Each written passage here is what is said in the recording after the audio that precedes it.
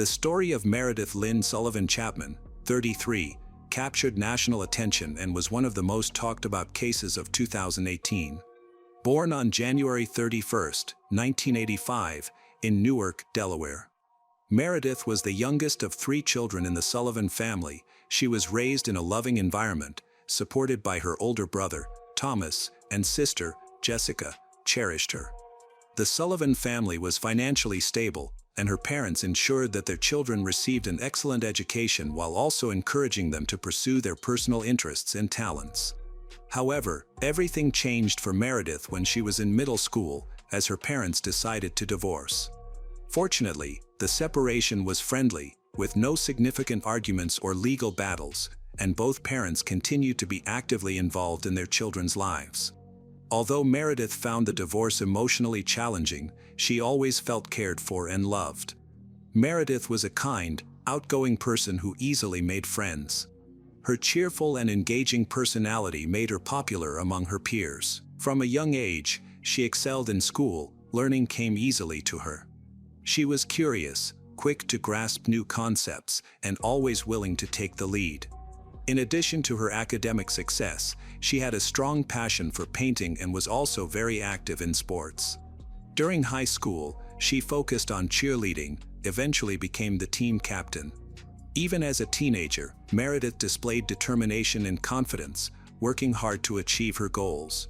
Despite her drive, she treated others with fairness and respect, earning the admiration of both her classmates and teachers. After graduating from high school, Meredith began her studies at the University of Delaware, focusing on corporate communications and social sciences. She quickly adjusted to college life, excelled academically, and received a merit-based scholarship. Meredith stayed active in cheerleading, even giving presentations on it. Additionally, she participated in tennis, dance, and theater productions at the university. In her junior year, she secured an internship at a radio station in Philadelphia, where she managed the station's social media. This experience aligned perfectly with her career goals and deepened her passion for communications. Meredith joined an elite student organization, taking on a significant role that helped her build connections for her future career. For her senior project, she created a documentary about Joe Biden, which received notable recognition, including a nomination for a regional Emmy Award. This success opened opportunities for her in the media and communications field. After graduating with a bachelor's degree in 2007, Meredith worked on Capitol Hill as communications manager for U.S. Congressman Mike Castle and ran a winning campaign for former Delaware State Treasurer Chip Flowers. Her ambition and strong work ethic enabled her to excel in fast-paced environments, and she consistently pursued opportunities for intellectual growth. While in college, Meredith met a slightly older young man named Luke Chapman, who was also a graduate of the University of Delaware. They quickly formed a connection and began dating. Meredith and Luke shared many similarities. Both were intelligent, ambitious, and highly motivated. Luke, like Meredith, aimed for a career in public service, eventually became a member of the New York City Council. For a period, their professional journeys aligned. They both achieved significant accomplishments in their fields. Meredith and Luke had a good income and, shortly after their wedding, bought a large home in a quiet and upscale neighborhood in Fairfield Crest. They chose to delay starting a family to concentrate on their careers in politics. They also adopted a golden retriever named Indy, whom they cared for with the same dedication that others might show to a child. After several years, Meredith changed her career significantly. She left the field of politics to pursue a career in education. She obtained a master's degree in education and returned to the University of Delaware, her former school, where she began teaching public relations and digital marketing courses. She created strategies for social media engagement and researched new communication methods. In addition to teaching, she participated in various university committees. In 2013, Meredith took on the role of marketing director while still lecturing and publishing academic work. Her colleagues and students held her in high regard, praising her intelligence, professionalism, and unwavering dedication. Luke's career was progressing well. He dedicated long hours to work and took his responsibilities seriously. Over time, he and Meredith became deeply focused on their personal ambitions, resulting in them being home together less and less often. As a result, a noticeable distance formed between them. Although they appeared to have a perfect relationship on the outside, the connection between them had faded. Conversations about starting a family had stopped, and their marriage felt more like a formality than a true partnership. However, neither of them rushed to end the relationship, as their living arrangement was functioning adequately. They cohabited more like roommates than spouses, managing their own finances and daily routines separately. There were no fights or confrontations. In public, they projected an image of happiness. No one in their social circle knew what was really happening behind closed doors. In 2016, Meredith chose to re-enter politics, this time as a candidate rather than an assistant or staff member. Driven and ambitious, she launched her campaign to challenge the current senator for Delaware's 8th District, David Sokolow. Her campaign gained momentum, and she had a good chance of winning. Ultimately, she lost by a narrow margin of less than 5%. After the election, Meredith returned to her career in education and focused on advancing her academic work. By 2017, she decided to hire an assistant, specifically a creative director, to oversee marketing efforts. She posted the job online and received numerous applications. Meredith personally interviewed each candidate, but one, a 49-year-old named Mark Gerardo, particularly impressed her.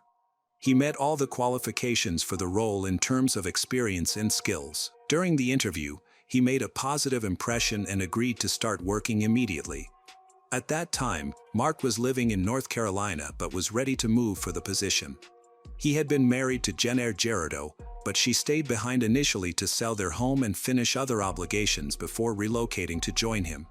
Mark proved to be a thoughtful, intelligent, and well-educated person with a strong background in marketing. He exceeded expectations right from the start. He quickly built a good working relationship with his new supervisor, and they found common interests almost immediately. Mark was 16 years older than his young boss. At that time, Meredith had grown emotionally distant from the husband she had been with for nearly 10 years, as both were heavily focused on their careers. Mark's situation was more complex. He had been married for almost 25 years and had remained committed to his wife during that time. As co-workers, they developed a close bond. Their teamwork was seamless, and they had a silent understanding of each other. Mark was dependable, efficient, and skilled. However, beneath their professional connection, a deeper relationship was beginning to form, unnoticed by others. For Meredith, Mark became more than just a trusted colleague. She felt comfortable sharing her personal thoughts and feelings with him, which meant a lot to her. In her busy pursuit of success, she had little time for friends, family, or meaningful conversations. Even her husband felt more like a stranger than a partner. But with Mark, she felt calm, safe, and truly understood. She eventually stopped resisting and invited him to spend time together outside of work. Just 2 weeks after Mark moved to Newark, Meredith suggested they meet after work at a local bar to relax. She wanted to have a conversation in a more casual setting. That evening, Mark opened up to her and, for the first time, shared his story. Mark Gerardo was born in 1968. His parents were strict and deeply religious, enforcing high standards of obedience and discipline in their large family. From an early age, Mark understood the importance of hard work and performed well in school. When Mark was 18, he met Jennifer, who was 16 and working as a waitress at a fast food restaurant. He often visited the restaurant, captivated by the girl behind the counter, but he never mustered the courage to talk to her or share his feelings. Jennifer and her family eventually moved to a nearby town, causing her to lose touch with Mark for several years. In 1990, they met again at a local shopping center where Jennifer worked as a sales associate. Mark was excited to see her but felt too shy to make a move. Noticing this, Jennifer took the initiative and asked him out first. Their relationship quickly grew deeper, and in 1992, Mark proposed. Jennifer happily accepted, and less than a year later, they got married. Mark and Jennifer, newly married, settled in Indianapolis, Indiana, where they purchased a home together. At this point, Mark had completed his degree in graphic design and landed a well-paying job in that field. Jen Eyre was successful as a real estate agent, so they enjoyed a comfortable lifestyle.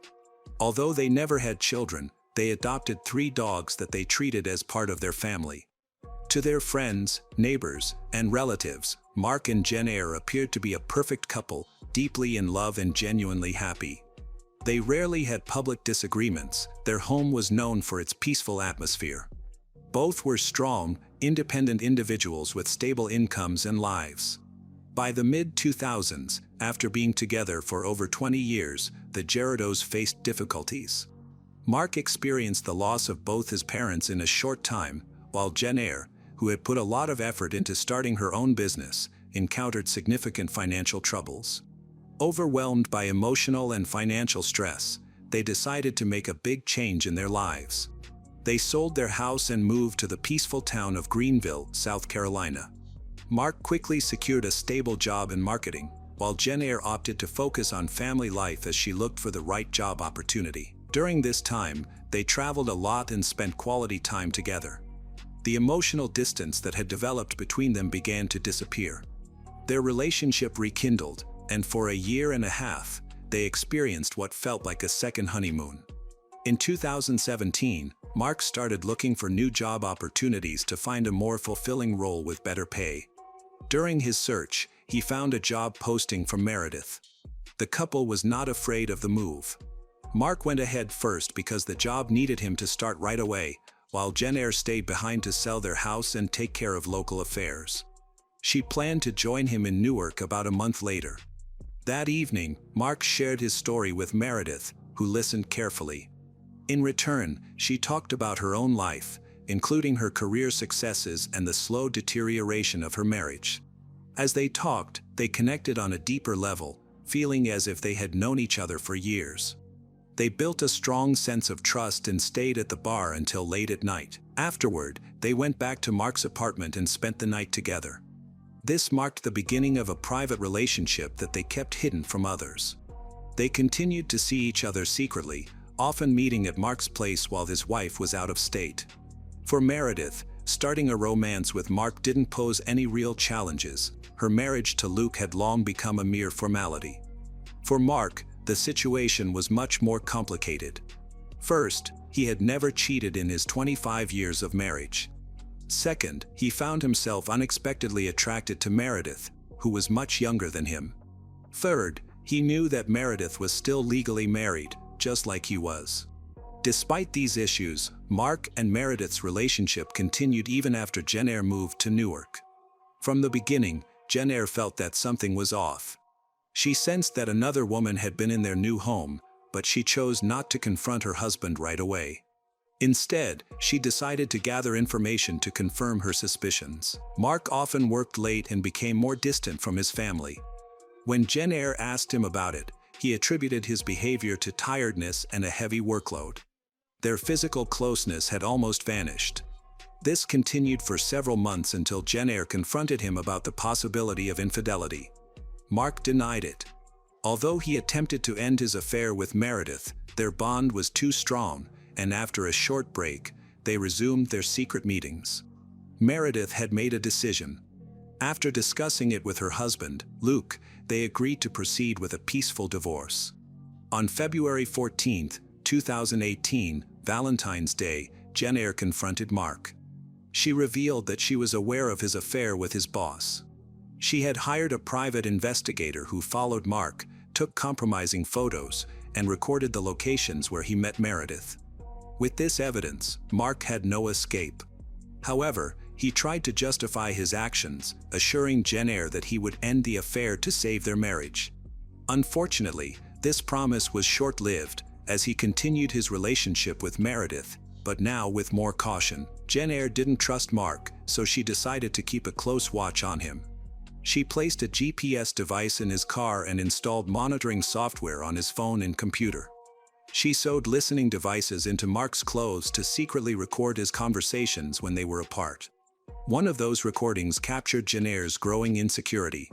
The situation escalated when Mark discovered the tracking device. Realizing he could no longer put off an important decision, He told Jen Eyre that he had fallen in love with Meredith, his boss, and wanted to be with her. He also announced his plans to file for divorce. This news was a severe shock for Jen Eyre, who was 47 at the time. After nearly 25 years of marriage, her husband was leaving her for a younger woman. To make things worse, they had recently moved to a new city, and Jen Eyre had not yet found a job. This left her feeling financially unstable, emotionally unsupported, and lost. Her life felt like it was falling apart, and she was struggling to cope. By early March 2018, Meredith completed her divorce from Luke and was no longer tied to any commitments. She anticipated that Mark would also finalize his divorce soon, but his situation was more complicated.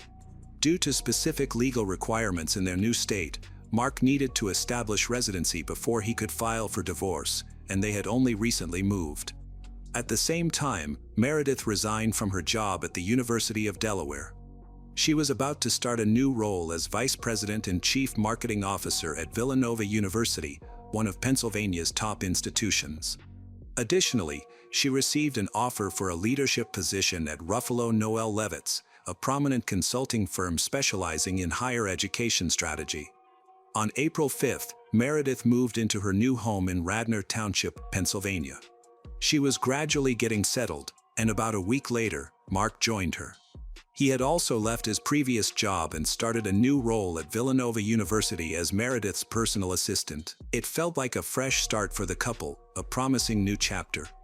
They just needed to complete a few final steps to fully embrace this new beginning, but they were unaware that a deadly threat was already approaching. Hurt and betrayed, Jen Eyre began plotting a disturbing act of revenge. On April 23, 2018, Mark and Meredith had plans to meet at a local restaurant to celebrate a fresh start.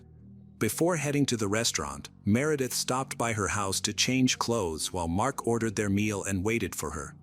As time went by, Meredith didn't arrive, and she wasn't answering her phone, making Mark uneasy. Suddenly, he received a series of alarming messages from Jen Eyre, filled with anger and resentment. She wished him endless misery, and then he received a photo that shocked him. It was a picture of Meredith's kitchen. In a panic, Mark abandoned everything and rushed to Meredith's house. When he arrived, he saw her car parked in the driveway. A black Chevrolet was also parked down the street, but Mark didn't pay much attention to it at the time. The lights were on inside the house, and the front door was unlocked.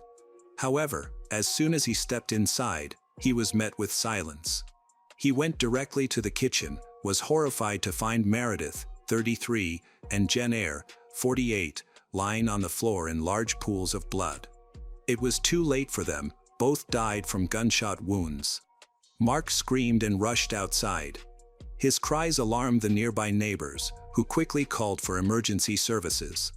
Initially, investigators thought Mark might have been involved in the incident due to his emotional struggles and complicated relationship with Jen Eyre. However, this theory was quickly dismissed. The weapon was discovered under Jen Eyre's body and contained only her fingerprints. Authorities concluded that the act was premeditated, followed by her own self-harm.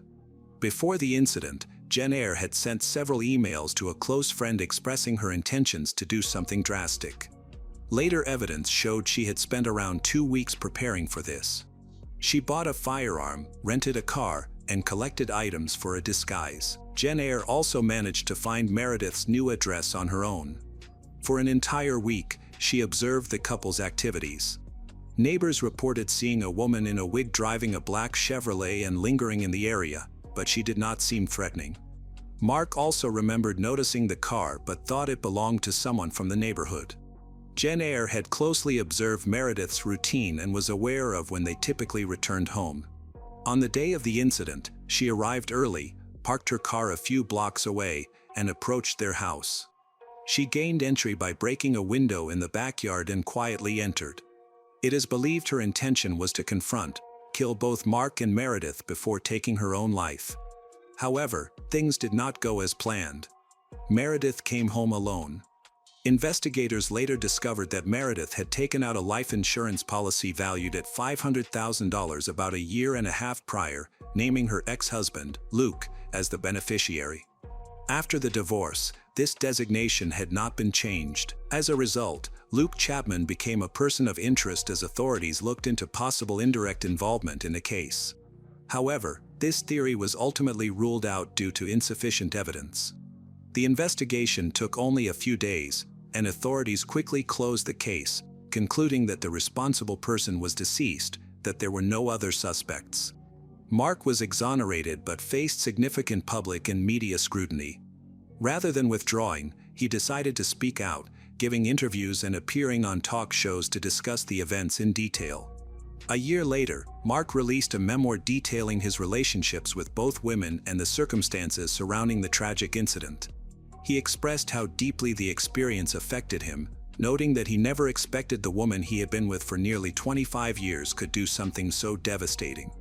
While the book became a bestseller and was generally well received, public opinion was mixed. Some critics accused him of exploiting the situation and profiting from the tragedy by sharing his personal story. Meredith's family sued Luke after he refused to return the life insurance money he received after her death. The court ruled in his favor, ordering him to return only 10% of the total amount to her family, as the judge found no malicious intent on his part. Meredith had not expected to die and had not updated her policy before her passing. After she died, her remains were cremated, and her urn was given to her parents. Jennifer Gerardo was buried in her hometown of Fort Wayne, Indiana. Many still believe that Mark was also meant to be a victim that night but narrowly escaped a tragic fate. In abusive relationships, one person frequently displays cruelty, aggression, and disrespect towards the other, whether they are a partner, spouse, family member, or coworker.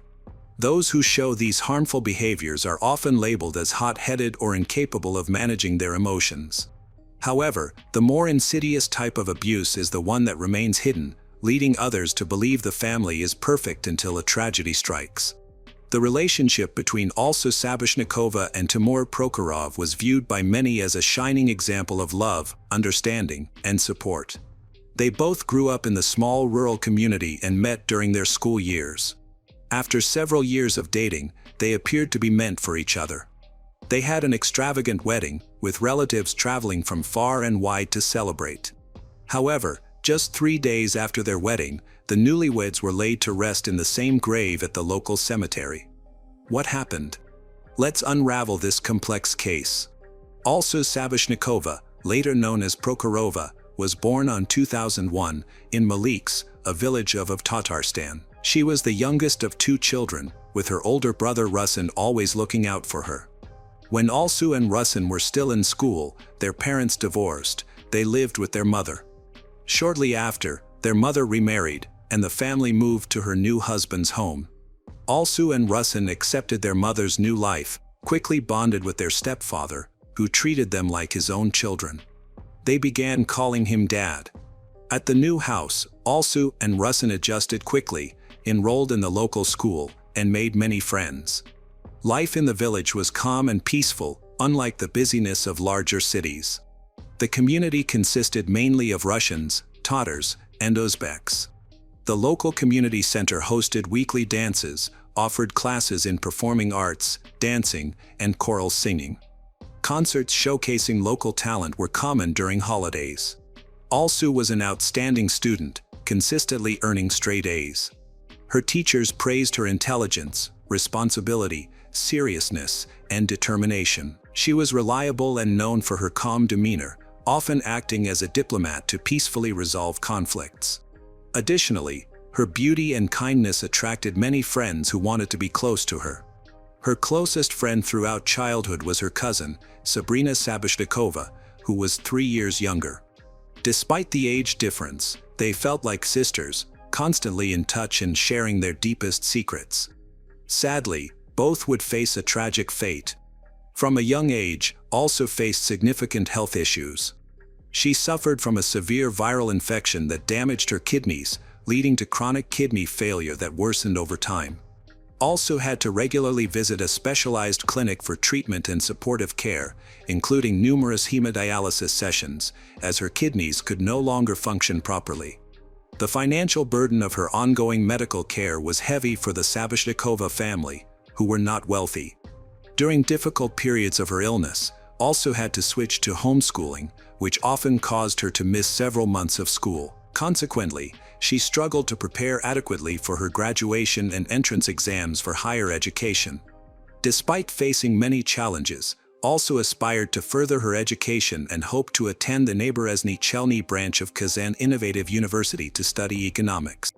However, she recognized that her health issues would make it difficult to manage university life.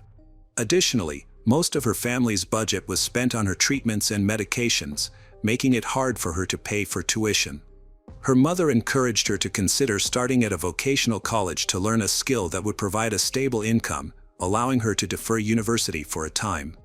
Also focused on staying positive and was determined to find a career she loved, aiming to become independent and not a burden on her family. She remained hopeful about the future and actively sought her path. She completed courses in eyelash extension and nail care, beginning to take clients at home, which suited her health needs. While in school, also met Timur Prokhorov, an older student who was 4 years her senior. They quickly formed a strong friendship that eventually developed into a romantic relationship. Timur Prokhorov was born in 1997 in Naberezhny Chelny as the younger of 2 sons in a relatively affluent family. His parents owned a small but successful business, which provided a comfortable income and allowed them to prioritize their children's education. Timur has an older brother, Artur, with whom he shares a close bond. Artur earned a law degree and currently works for the Ministry of Internal Affairs. In the late 2000s, the Prokhorov family bought land in the village of Maliks and began constructing their home. A few years later, they moved to the area with their children and settled in. Timur and his brother assisted their parents with building, finishing the house, as well as with household chores. According to friends, teachers, and community members, Timur was known for his kindness and level-headedness. He avoided conflict, preferred peaceful resolution through negotiation. He was willing to admit his mistakes, would apologize when necessary. In school, Timur was a good but not exceptional student. He participated in local arts, danced in a group, and performed at the community center, continuing these activities into adulthood. Timur's older brother got married while he was in university and moved back to Naberezhny Chelny. Soon after, they had 2 children and frequently visited their relatives in Maliks. The nieces and nephews adored their uncle and treasured their time together. Timur felt the same way, often pampering them, enjoying their company.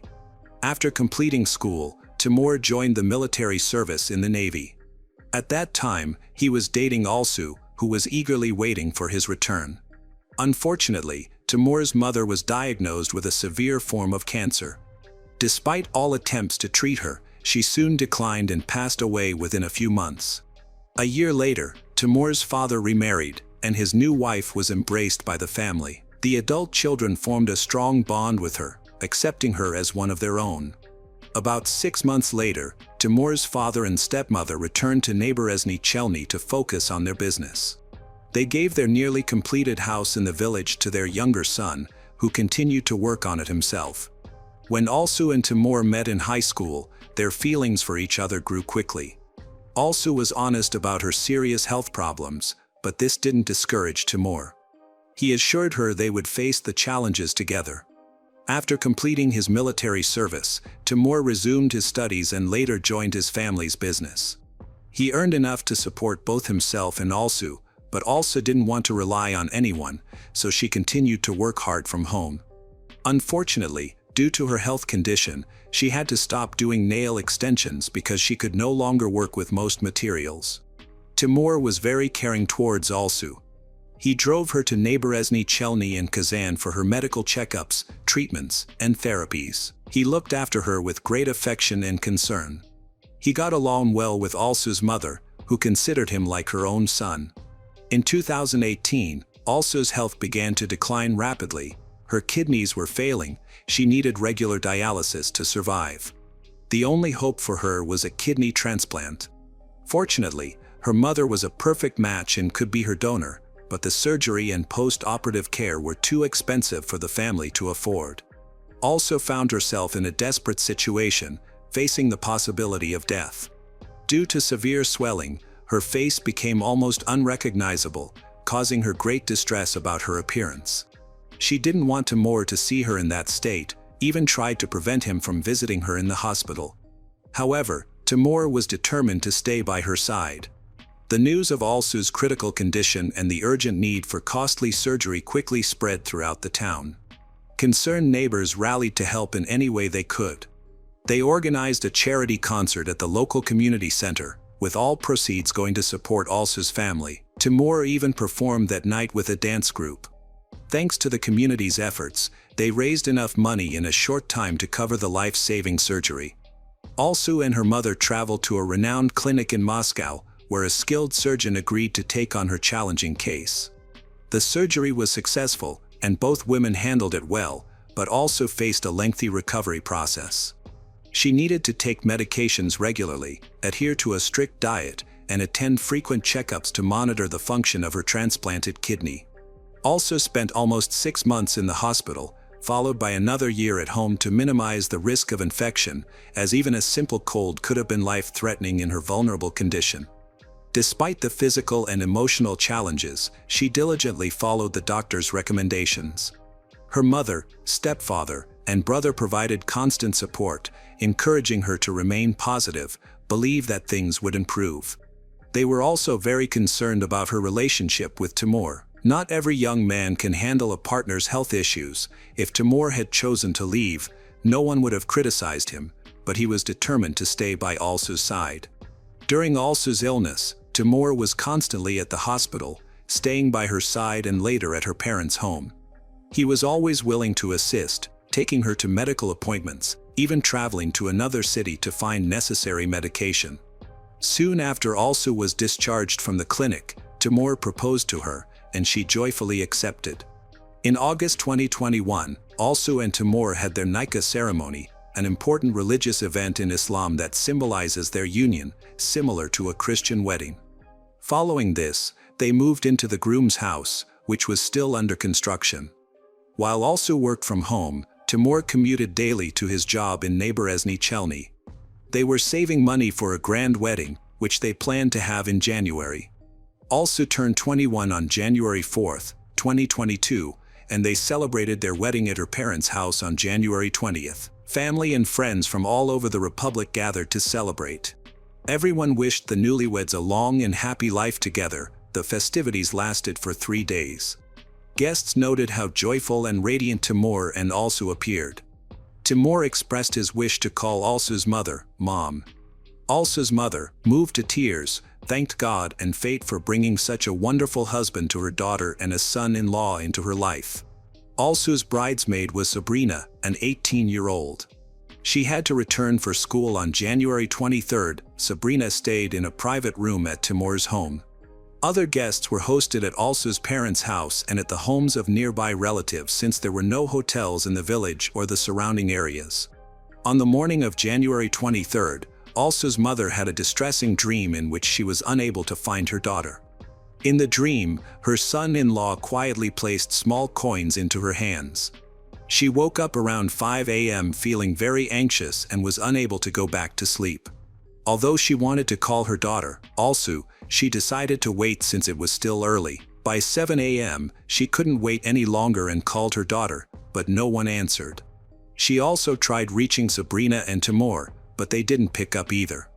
Concerned, she and her husband chose to go to Prokhorov's house. When they arrived around 7:30 a.m., they noticed Timur's car was missing from the driveway. Initially, this didn't raise alarms, but when Alsu's mother tried the door and found it unlocked, panic began to set in. It seemed impossible for her daughter, son-in-law, and sister to leave the house without locking it. She entered her home, calling out for her daughter and son-in-law, but received no answer. As she stepped into the living room, she was overwhelmed by a horrifying sight. The lifeless bodies of Alsu and Sabrina lay on the floor, surrounded by pools of blood. Both women had been stabbed multiple times with a sharp object. It was evident they had died several hours prior, as their bodies were cold and stiff. In shock, she screamed, rushed outside to alert her husband. He quickly called the police and emergency services.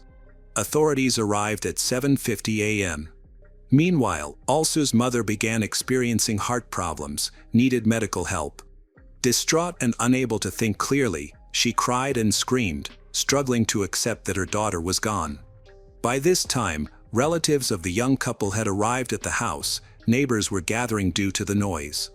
Forensic experts discovered more than a dozen stab wounds on the bodies of Alsu and Sabrina, which were caused by a knife and scissors. However, the actual murder weapons were not found in the house. The primary suspect became Timur. As he was missing, his phone was unreachable. His relatives quickly came to his defense, claiming he could not have committed such a crime. All witnesses, including family and nearby residents, consistently described Timur as a loving and devoted husband who treated his wife with utmost care. According to them, Timur and Alsu rarely had arguments. If they did disagree, Timur would never resort to violence against someone he loved so deeply. However, some neighbors later asserted that Timur was a concealed abuser. They claimed he was extremely jealous of his attractive wife and that their private arguments were sometimes audible to others. Alsu had felt guilty about her illness, and Timur allegedly told her that no one else would take care of her except him. The night before the tragedy, Timur and his friends were at his house, enjoying drinks and staying up late on a Saturday. When it was time to say goodbye to his guests, it was already past midnight. Timur then was missing for nearly an hour and a half. During this time, Alsu sent a text to her friend, expressing her concern because she couldn't reach Timur, who had left his phone behind. At 2 a.m., Alsu messaged her friend again, saying that Timur had returned safely, everything was all right, and they were going to bed. She thanked her friend for her worry and included a smiley face. Those messages didn't raise any alarms, everything seemed normal. Investigators later speculated that Timur might have become jealous of someone Alsu was in contact with, leading to a heated argument when he returned. Having been drinking that evening, it's believed he may have lost control and grabbed a knife. Realizing the gravity of his actions, he likely fled in his car, prompting authorities to track him down to uncover the details of the incident. On January 23, reports surfaced about a car found in a parking lot near a small roadside cafe along the road to Yelabuga. Inside the vehicle was the body of a young man who had died from a gunshot wound to the chin. A rifle was found in his hands, suggesting he had taken his own life. The deceased was quickly identified as 25-year-old Timur Prokhorov, who had been wanted for questioning in connection with a double murder. Later, it was discovered that the rifle belonged to Timur's father and was stored in a secure safe at the home where Timur lived with his wife. It seems Timur took the weapon with him when he left that night, possibly already planning to end his own life. Authorities obtained footage from a security camera located on a building across from the Prokhorov residence. The video showed Timur leaving the house with friends. About an hour and a half later, he returned alone but disappeared from the camera's view afterward. It's important to mention that the camera was aimed at the street, so Timur might have left in the opposite direction, out of sight. A witness remembered that on the night of January 23, a local club nearby was holding a dance event. However, Timur and Alsu did not attend because they had guests. At one point, an unfamiliar car arrived at their house but then drove away shortly after. The next morning, after news of the tragedy broke, two young men came searching for Timur. When they found out what had happened, they quickly left, and no one could provide any details about them later. During the investigation, a 64-year-old massage therapist became a person of interest. It was later discovered that she also offered intimate services in her home.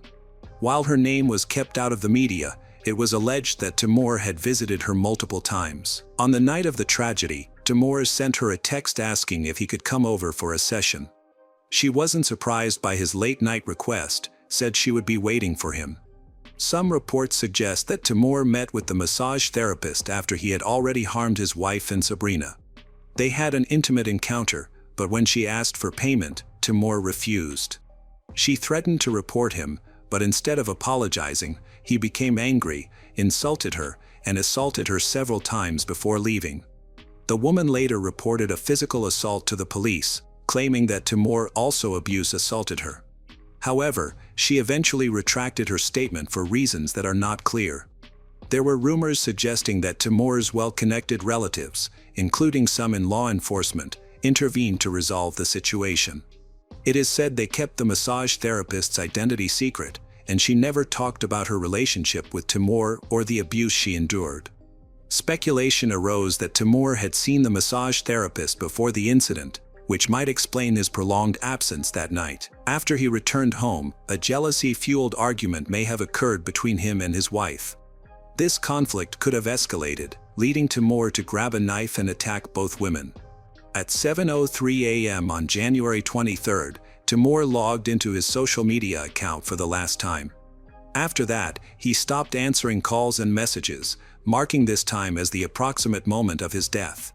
The theories of infidelity, jealousy, and sudden rage did not match Timur's character as described by those who knew him. Even Alsu's family dismissed these ideas, insisting that the crime was committed by someone outside. Timur was seen by friends as kind, calm, thoughtful, and balanced, making his violent actions surprising. Although he might have had a drink on his days off or during holidays, no one ever saw him drunk. However, during a search of his home, investigators discovered a large quantity of prescription painkillers that had been prescribed to Timur's mother, who had cancer. After her passing, many strong medications remained in the house, which appeared to have been used periodically, as they were not thrown away and were organized in a separate drawer. This new information suggests another theory: Timur might have secretly used these medications. On that night, he could have taken a large dose combined with strong alcohol, which may have caused hallucinations or intense anger. If this happened, the crimes could have been committed while he was not fully himself. Once he regained his senses and understood the gravity of his actions, he might have felt that ending his own life was his only option. No criminal case was opened regarding the death of the individual believed to have committed the crime. However, the relatives of Timur and also struggled to accept that Timur was responsible for such a violent act. At the request of Alsu's mother, the young couple was buried together in the same grave at the local cemetery. She insisted that her son-in-law would never have harmed her daughter, as he loved her deeply, believed they should remain together even in death. News of this tragic double death spread rapidly through the quiet village, causing a wave of shock throughout the entire Republic of Tatarstan. Journalists from across the region flocked to report on the sensational story, but the Prokhorov and Sabashnikova families chose not to speak to the media. In contrast, many villagers, most of whom did not even know the couple, were eager to give interviews, often sharing strange rumors and gossip. Consequently, the case became muddled with inaccurate information, much of which was far from the truth. On January 26, Timur's father gave an interview in which he stated that the autopsy had revealed signs of physical abuse on his son's body and noted that there was very little blood found in the car. This led him to believe that Timur might have been beaten and shot elsewhere before his body was placed in the car. However, the next day, investigators publicly contradicted the father's claims, confirming that the only injury on Timur's body was the gunshot wound. This wound was located under the chin and at a specific angle, suggesting that Timur likely died by ending one's own life. The tragic deaths of Alsu Prokhorova, Sabrina Savashnikova, and Timur Prokhorov shattered the illusion of a perfect love story that had captivated their communities. What began as a joyous celebration of Alsu and Timur's wedding ended in unimaginable violence, exposing the underlying complexities of their relationship. The loss of 3 young lives left families and neighbors grappling with grief, disbelief, and unanswered questions about the motives behind Timur's actions. As the Republic of Tatarstan mourned, the case highlighted the brutal reality of hidden abuse, reminding us that even the most idyllic appearances can mask deep pain. The scars of this tragedy remain, prompting greater awareness and compassion to prevent such heartbreak in the future. On the night of December 12, 2011, Brittany Eldridge was only 2 weeks away from giving birth to her son, Zeke. She had eagerly prepared for motherhood over the past few months, filled with excitement and hope. However, by the next morning, everything changed. When Brittany failed to show up for work, people started to worry. She was known for being dependable and never just vanishing. All her calls went to voicemail, so her mother, Robin Owen, decided to visit her home, unaware that she was about to encounter a horrifying situation. The front door was unlocked, the apartment was in disarray, and what she discovered inside would alter everything. Who could commit such a horrific act against a woman on the brink of a new chapter in her life, and why? After all this time, is her case still unsolved?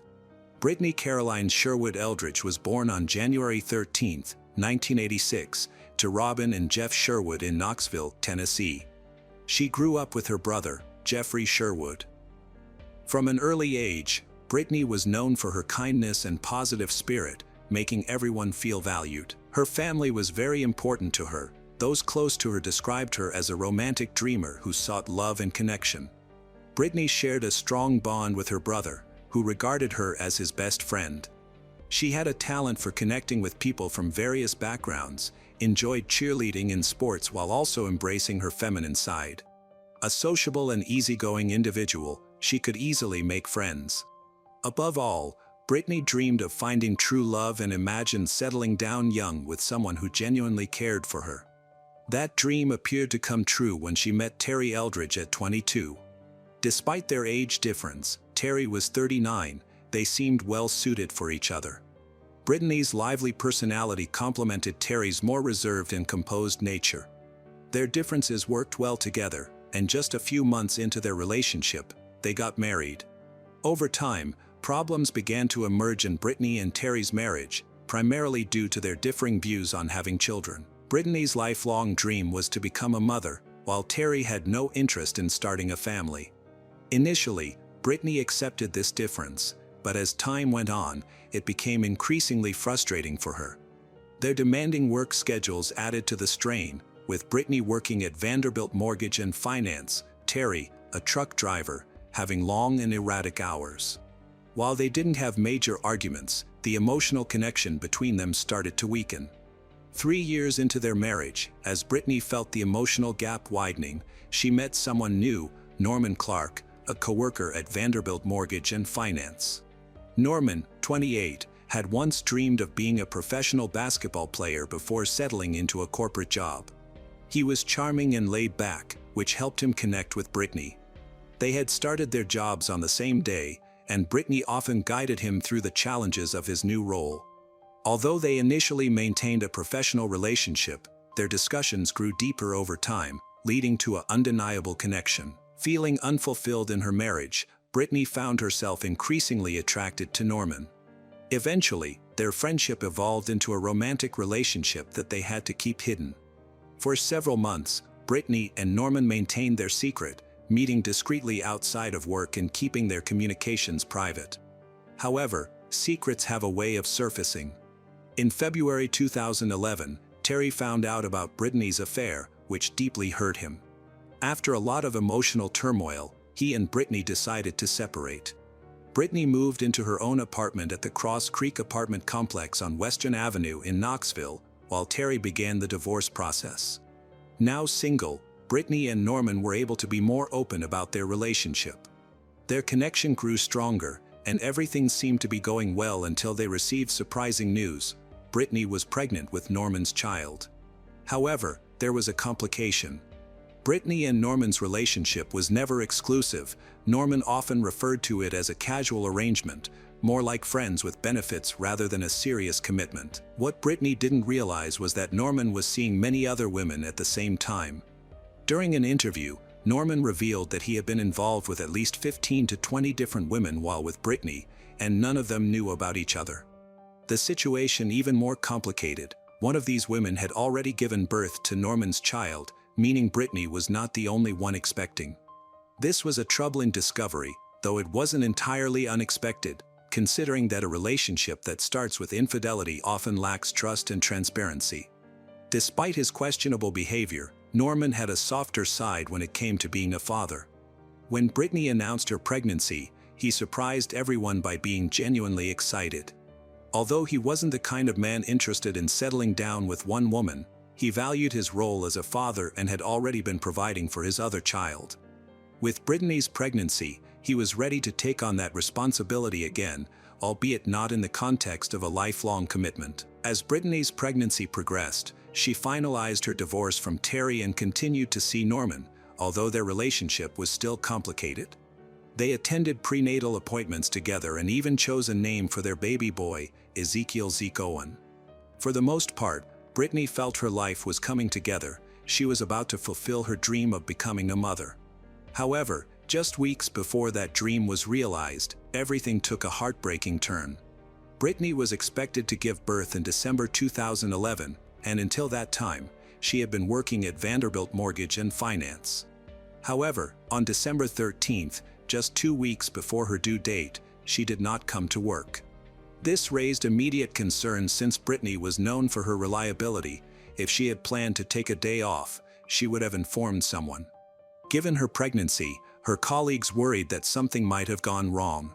One of her closest friends and co-workers, Andrea Ray, was among the few who knew about her relationship with Norman. Sensing something was amiss, Andrea suggested that Norman contact Brittany's mother, Robin, to see if she had heard from Brittany.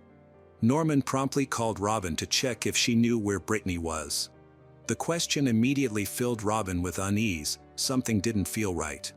Without hesitation, she drove to her daughter's apartment in the Cross Creek complex. Upon arriving, she felt a sense of foreboding. When she reached for the door handle, she discovered the door was unlocked. As she opened the door, a chill ran down her spine. Inside the apartment, she was confronted with a disturbing scene. The living room was in complete chaos. Brittany's television had been ripped from the wall and lay shattered on the floor. Her purse was emptied, 2 laptops were scattered nearby, and the entire area was disorganized. Robin's stomach tightened as she feared that something terrible had occurred. Before taking any further action, she did the only thing she could think of. She called 911. The dispatcher instructed her to check the apartment for Brittany. Although Robin hesitated, she followed the instructions and walked down the hallway towards the bedroom. She slowly opened the door, and what she saw would haunt her forever. Brittany lay lifeless in the bedroom. The sight was unbearable. Overcome with shock, Robin fled the apartment, struggling to process what she had just witnessed. A short time later, the police arrived, secured the scene, and confirmed Robin's worst fear: her daughter is dead. Brittany had been strangled, and evidence indicated she had fought for her life. Tragically, baby Zeke had not survived either. Authorities quickly launched an investigation and took Brittany's body for an autopsy, hoping forensic evidence would identify her killer. Meanwhile, her friends and family were left devastated, grappling with the incomprehensible tragedy that had occurred. Initially, the idea that Brittany was a victim of a robbery seemed reasonable. Her apartment complex had recently faced several break-ins, leading many to think she might have been attacked by a burglar. However, as investigators looked into the case further, doubts began to arise. If Brittany had indeed been targeted by a thief, why were her belongings still there? Her debit card, complete with a note showing her PIN, was untouched, and her laptops were still inside the apartment. This raised questions. The police found it strange. Typically, violent home invasions result in valuables being stolen, not in the victim being attacked while leaving possessions behind. The more they investigated, the more it appeared that the scene had been manipulated. It seemed as if someone wanted it to appear as a robbery, but the evidence didn't support that theory. Notably, there was no sign of forced entry, suggesting that Brittany either let her attacker in or that the person was someone she knew. With this new perspective, the police quickly redirected their investigation. This was not a burglary, it was a homicide. When investigators told Norman about Brittany's death, his reaction was recorded on a police dash cam. Upon hearing the news, he broke down in tears, clearly devastated, repeatedly saying, "What happened? That's my family, that's my baby." While his emotional response seemed genuine, the police weren't ready to eliminate him as a suspect. Given the violent nature of the crime, investigators believed that Brittany had likely been attacked by someone she knew, someone who had a motive. Norman, her boyfriend and the father of her unborn child, was their primary suspect.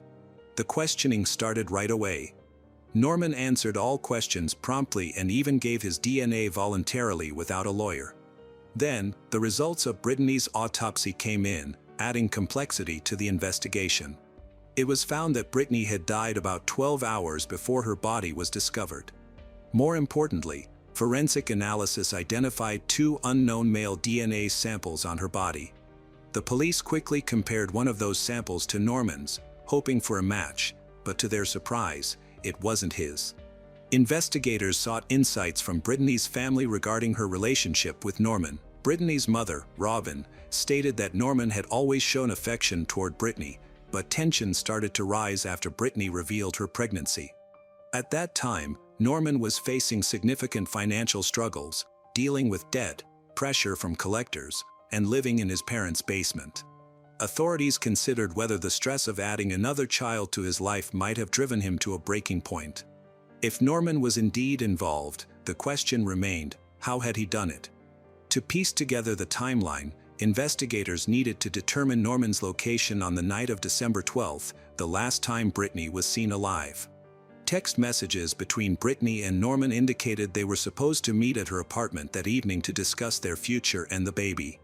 However, Norman claimed he never arrived, stating instead that he spent the night with another woman. The woman corroborated his story, mentioning that he arrived at her home around 10:30 p.m. Yet, phone records painted a different picture. Norman's phone was tracked to an area near Brittany's apartment that evening. Furthermore, he had turned off his phone after 9 p.m.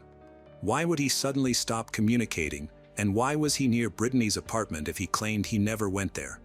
At the same time, police also looked into Brittany's ex-husband, Terry, but quickly cleared him as a suspect. He was out of town when the crime occurred, and his DNA did not match the unknown samples found at the scene. Although there was no direct physical evidence linking Norman to the crime, police strongly suspected his involvement due to a possible motive. His phone records placed him at the crime scene, and the lack of forced entry suggested that Brittany may have let her attacker in willingly. However, the presence of 2 unknown DNA samples added complexity to the case. Despite this, authorities focused on Norman, ultimately arresting him and charging him with 2 counts of first-degree murder, one for Brittany and one for her baby, Zeke. Norman, however, pleaded not guilty. As his trial date approached, it became evident that the case would be complicated. In fact, there would be 2 trials. The first trial took place in August 2015, nearly 4 years after Brittany's death, and was intense. The prosecution argued that Norman was under significant financial stress and viewed Brittany's pregnancy as an additional burden. They believed that on December 12th, he had followed through on a planned meeting, attacked Brittany in her bathroom, and staged the scene to look like a robbery. The evidence supported their claims. Norman had a clear motive, his phone records contradicted his alibi, and there were no signs of forced entry, suggesting that Brittany had willingly let her attacker inside. One major question remained: the DNA evidence. If Norman had committed the crime, whose DNA was found on Brittany? Prosecutors believed Norman might not have acted alone and suggested he could have had an accomplice who aided him in the attack. However, without solid evidence, this was just a theory. Then, the trial took an unexpected turn when a crucial piece of evidence was presented: Brittany's diary. Investigators found a diary among Brittany's belongings that revealed her unfiltered thoughts and feelings leading up to her death. The entries depicted a heartbreaking view of her relationship with Norman. She expressed feelings like, "I deserve better, he never asks about me or the baby, I miss the person he used to be, and why is he so secretive? Sometimes I wonder if he's seen someone else or multiple people. I wish he cared about me like he used to." The words expressed a growing feeling of disappointment and isolation. It was apparent that Norman had changed after discovering Brittany's pregnancy, but did that mean he had a motive to harm her? The defense disagreed, arguing that Brittany was actually a victim of a burglary that went wrong, pointing to the unidentified male DNA found on her body. Their strongest point was that Norman's DNA was completely absent from the crime scene. They claimed that if Norman had attacked Brittany, there would have been evidence of his DNA due to the obvious struggle. They found it hard to believe that he could have committed the crime, cleaned himself up, disposed of any evidence, staged the scene, and left the apartment without leaving any forensic traces. The defense also contested the idea that Brittany's diary indicated she was in real danger. While her writing showed frustration and sadness, it didn't prove she faced physical violence or threats. They believed the prosecution was desperate for evidence. After listening to testimonies from Brittany's family and other witnesses, the jury deliberated for almost a full day before making a decision. However, when the verdict was announced, it was not the resolution Brittany's family had hoped for. The jury was deadlocked. 11 jurors believed Norman was not guilty, while one juror remained unconvinced. Without a unanimous verdict, the case was left unresolved, and the prosecution quickly decided to retry Norman. Brittany's family encountered another devastating setback. After years of searching for justice, they still had no answers. The second trial occurred in September 2017, featured the same evidence, procedures, and emotional intensity as the first. The only notable change was that Norman had a new defense attorney. His initial lawyer, Greg Isaacs, was replaced by Kit Rogers, a former prosecutor from Knox County. During this trial, the jury deliberated for nearly 5 days but ultimately could not reach a unanimous decision. However, there was a notable shift. 11 jurors voted for a guilty verdict, while only one juror supported Norman. This was the opposite of the first trial, but since the verdict was not unanimous, it led to another mistrial. After 2 unsuccessful attempts to convict Norman, the prosecution faced a tough decision. Should they try him again, and would it result in a different outcome? In January 2018, the Knox County District Attorney General decided not to pursue a third trial. Consequently, Norman Clark was released from custody. Brittany's case remains open, but without new evidence, the chance of a retrial is low. If stronger evidence surfaces in the future, Norman could be charged again, but for now, he remains free. On December 21, 2011, Brittany and her baby, Zeke, were buried in the same church that Brittany had attended since childhood. It was a heartbreaking day as family and friends gathered to bid farewell to a young woman whose biggest dream was to be a mother, a dream that was tragically taken from her. The Knoxville community supported Brittany's family, but no amount of compassion could erase their pain. Years have passed, but the wounds still hurt. No one has been held accountable for the deaths of Brittany and her unborn son. Was Norman the one responsible who simply avoided justice, or is the real culprit still free, their secrets lost to time? Brittany's family continues to seek answers, justice, and closure. Yet, as time moves on, they wonder, will they ever find it?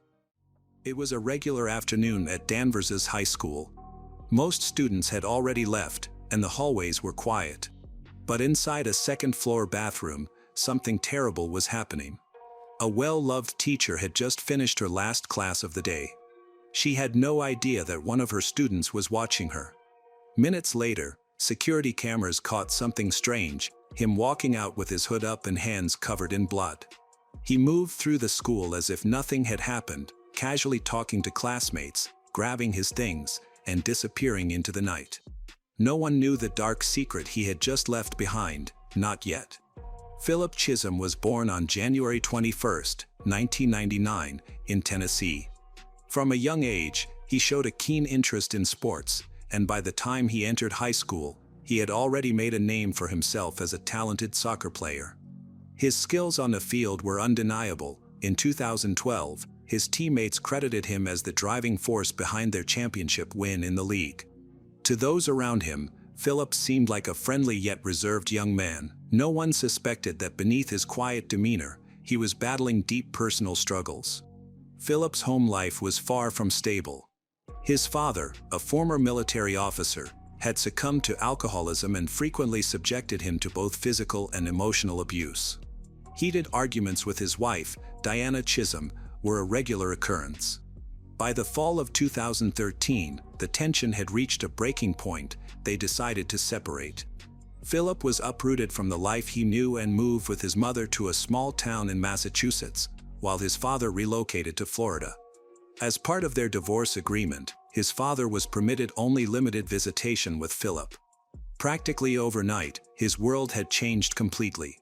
Adjusting to a new environment proved difficult for Philip. Already introverted, he struggled to find his place at his new school. Socializing didn't come easily to him, but over time, he began to open up. He gradually integrated into school life, even trying out for the basketball team. Though he made friends, he was selective about whom he spent time with, limiting his conversations in class to only a few people he deemed trustworthy. He stayed away from alcohol and banned substance, never drawing much attention to himself. However, beneath the surface, trouble was brewing. Philip found academics particularly challenging. Rather than engaging with his lessons, he often retreated into his own world, sketching in his notebook and listening to music instead of paying attention in class. It was during this time that Colleen Ritzer, one of the most beloved teachers at the school, noticed this new student. Known for her ability to connect with students, Colleen had dreamed of becoming a teacher from a young age. Excelling in mathematics, she pursued it as her career, earning her degree in mathematics with a specialization in secondary education, and began teaching 8th grade math that same year. Her dedication to her students was unmistakable. She frequently stayed after school to offer extra help and used social media to engage with them. When Philip arrived at the school, Colleen quickly noticed his academic struggles.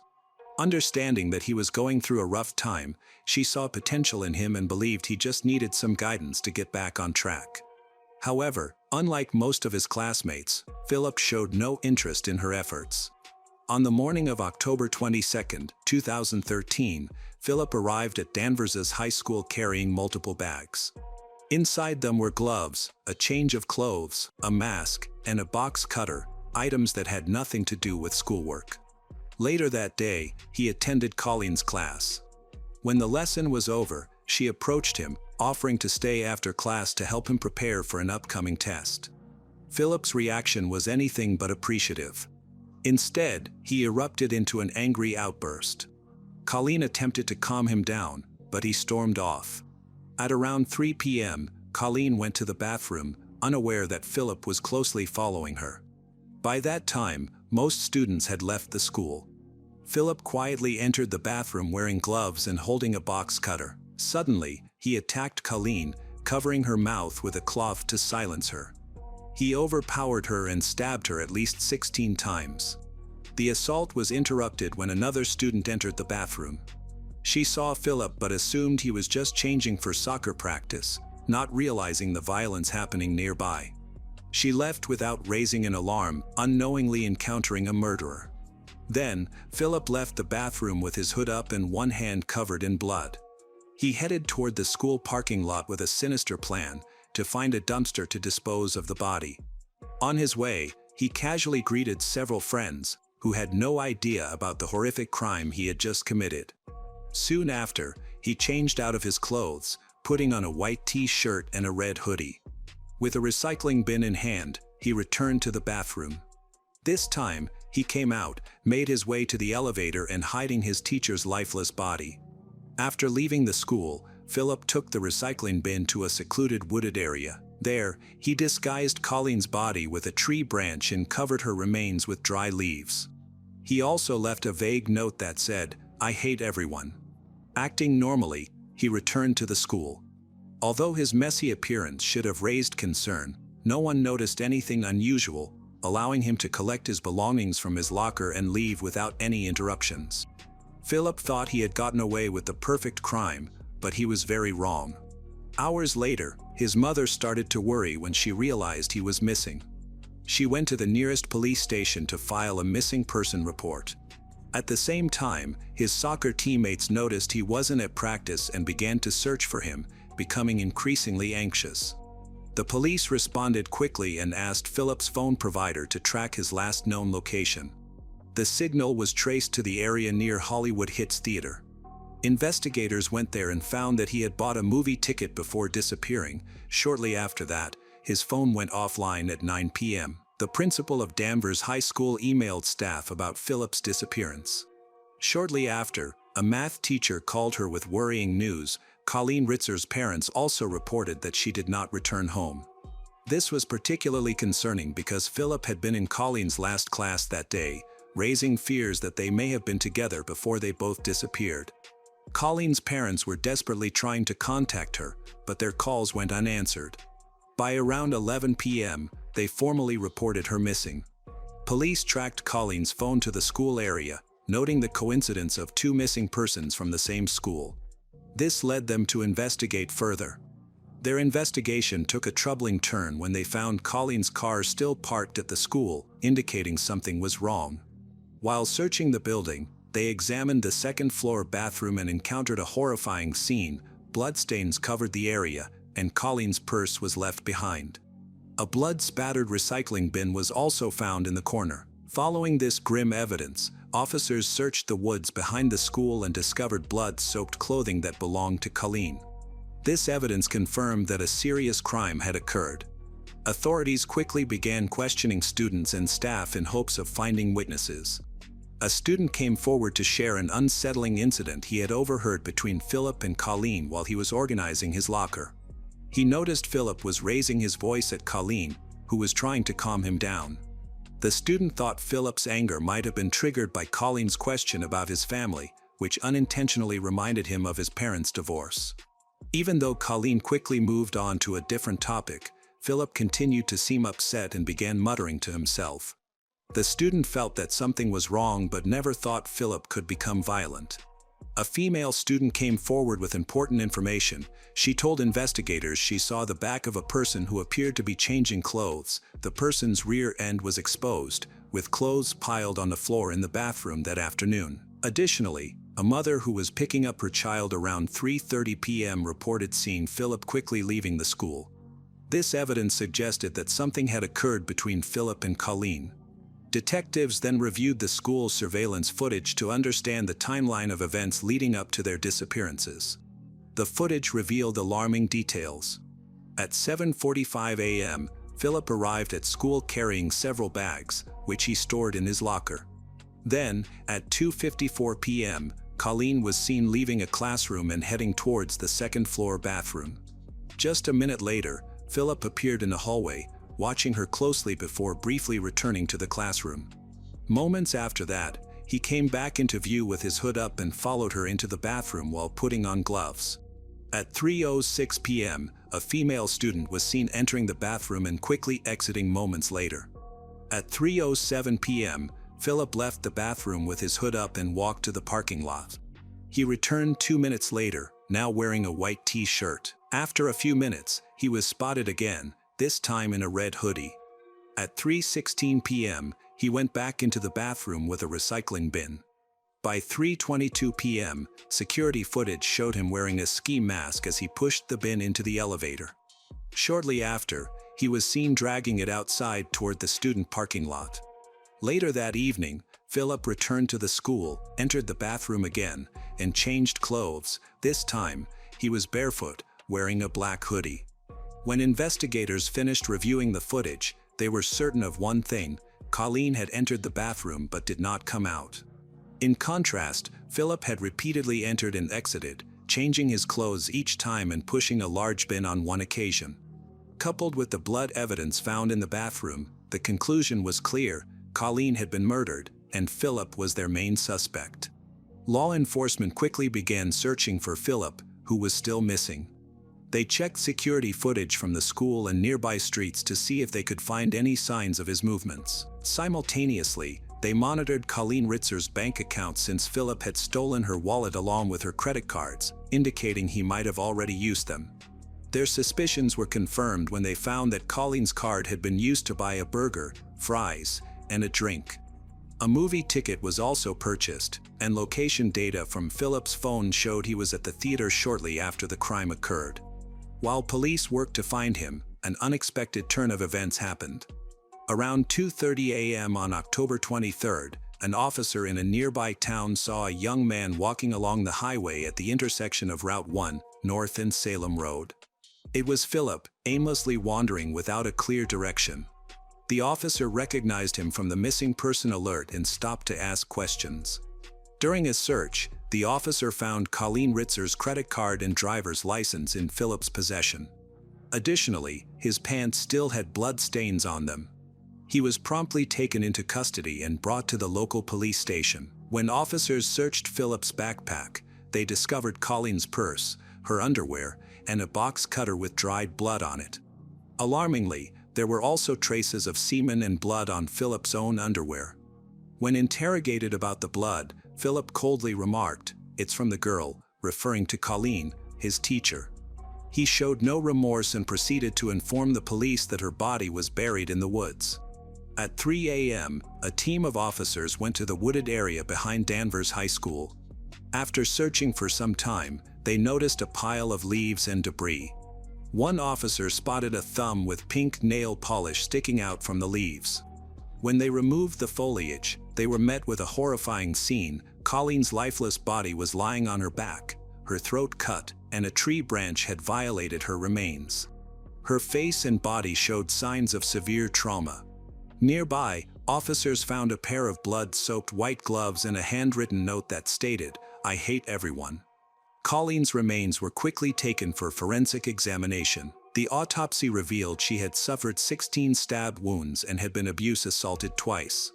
Philip was immediately charged with aggravated assault, armed robbery, and first-degree murder. He was held without bail.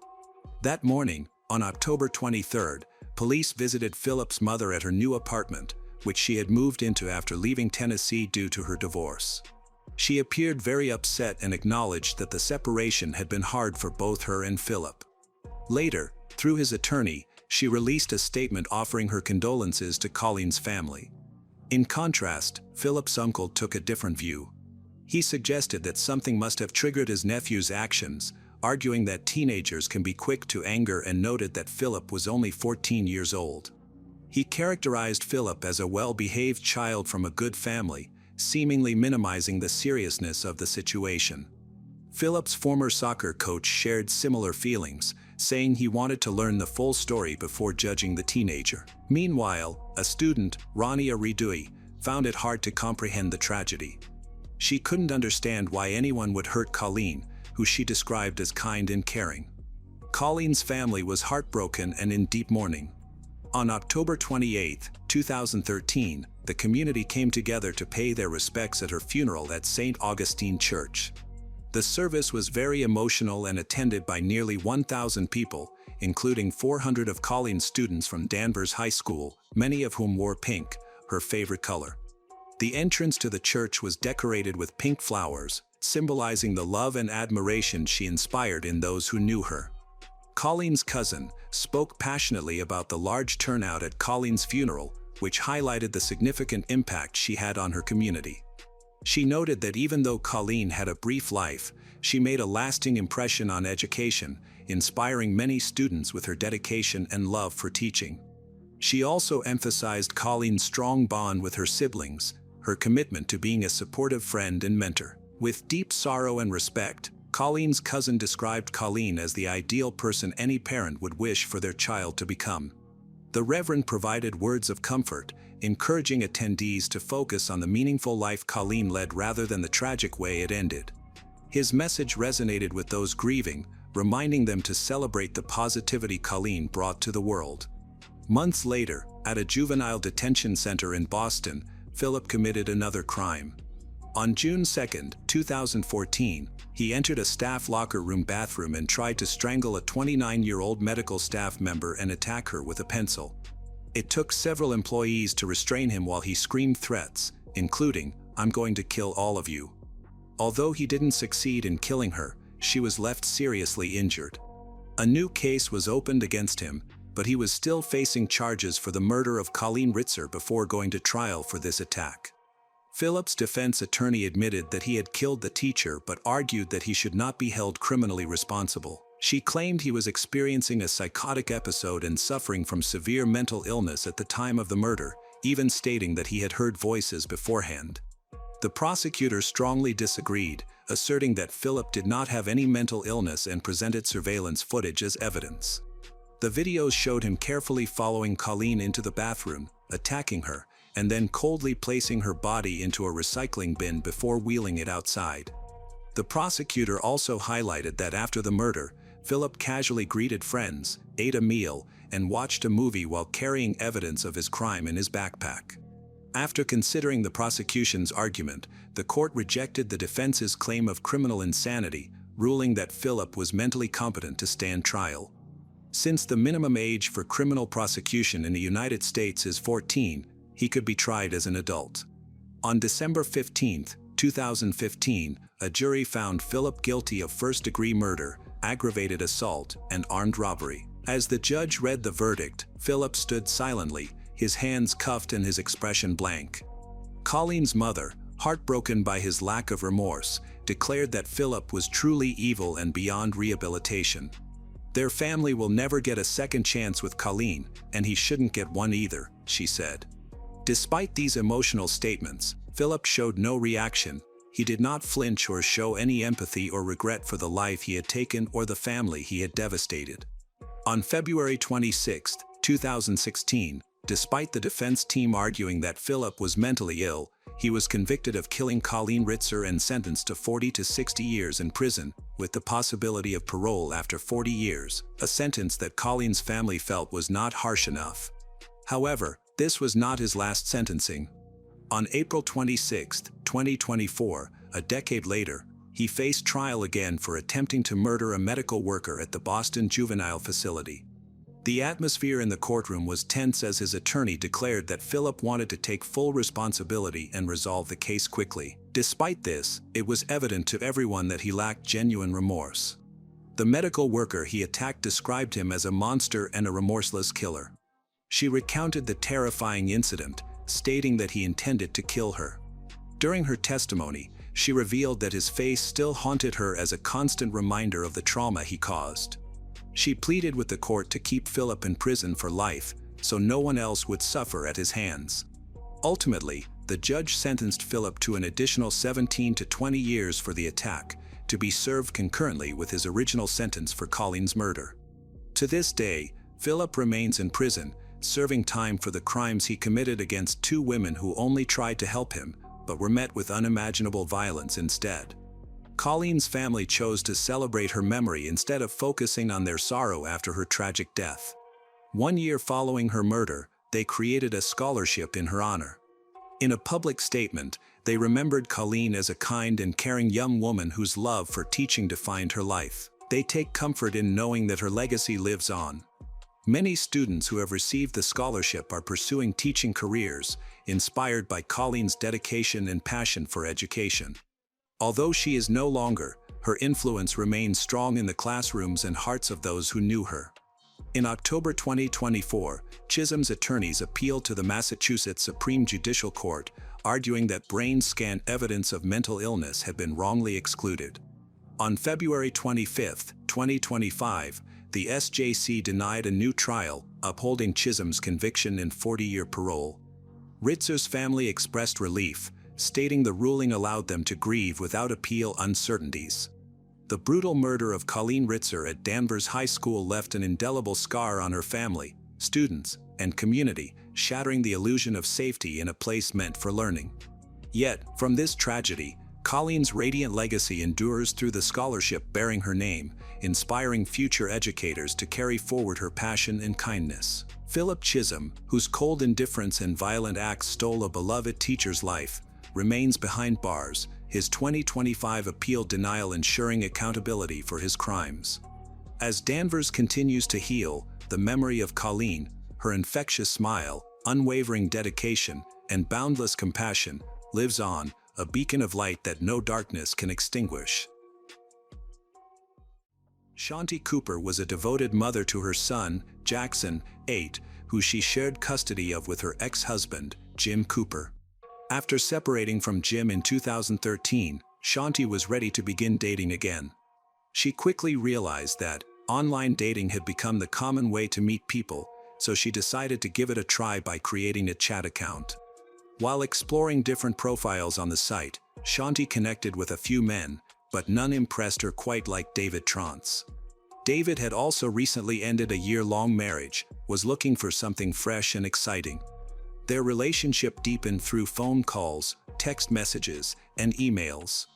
After several months of getting to know each other, David made a significant decision to move to Orlando, Florida, to be closer to Shanti.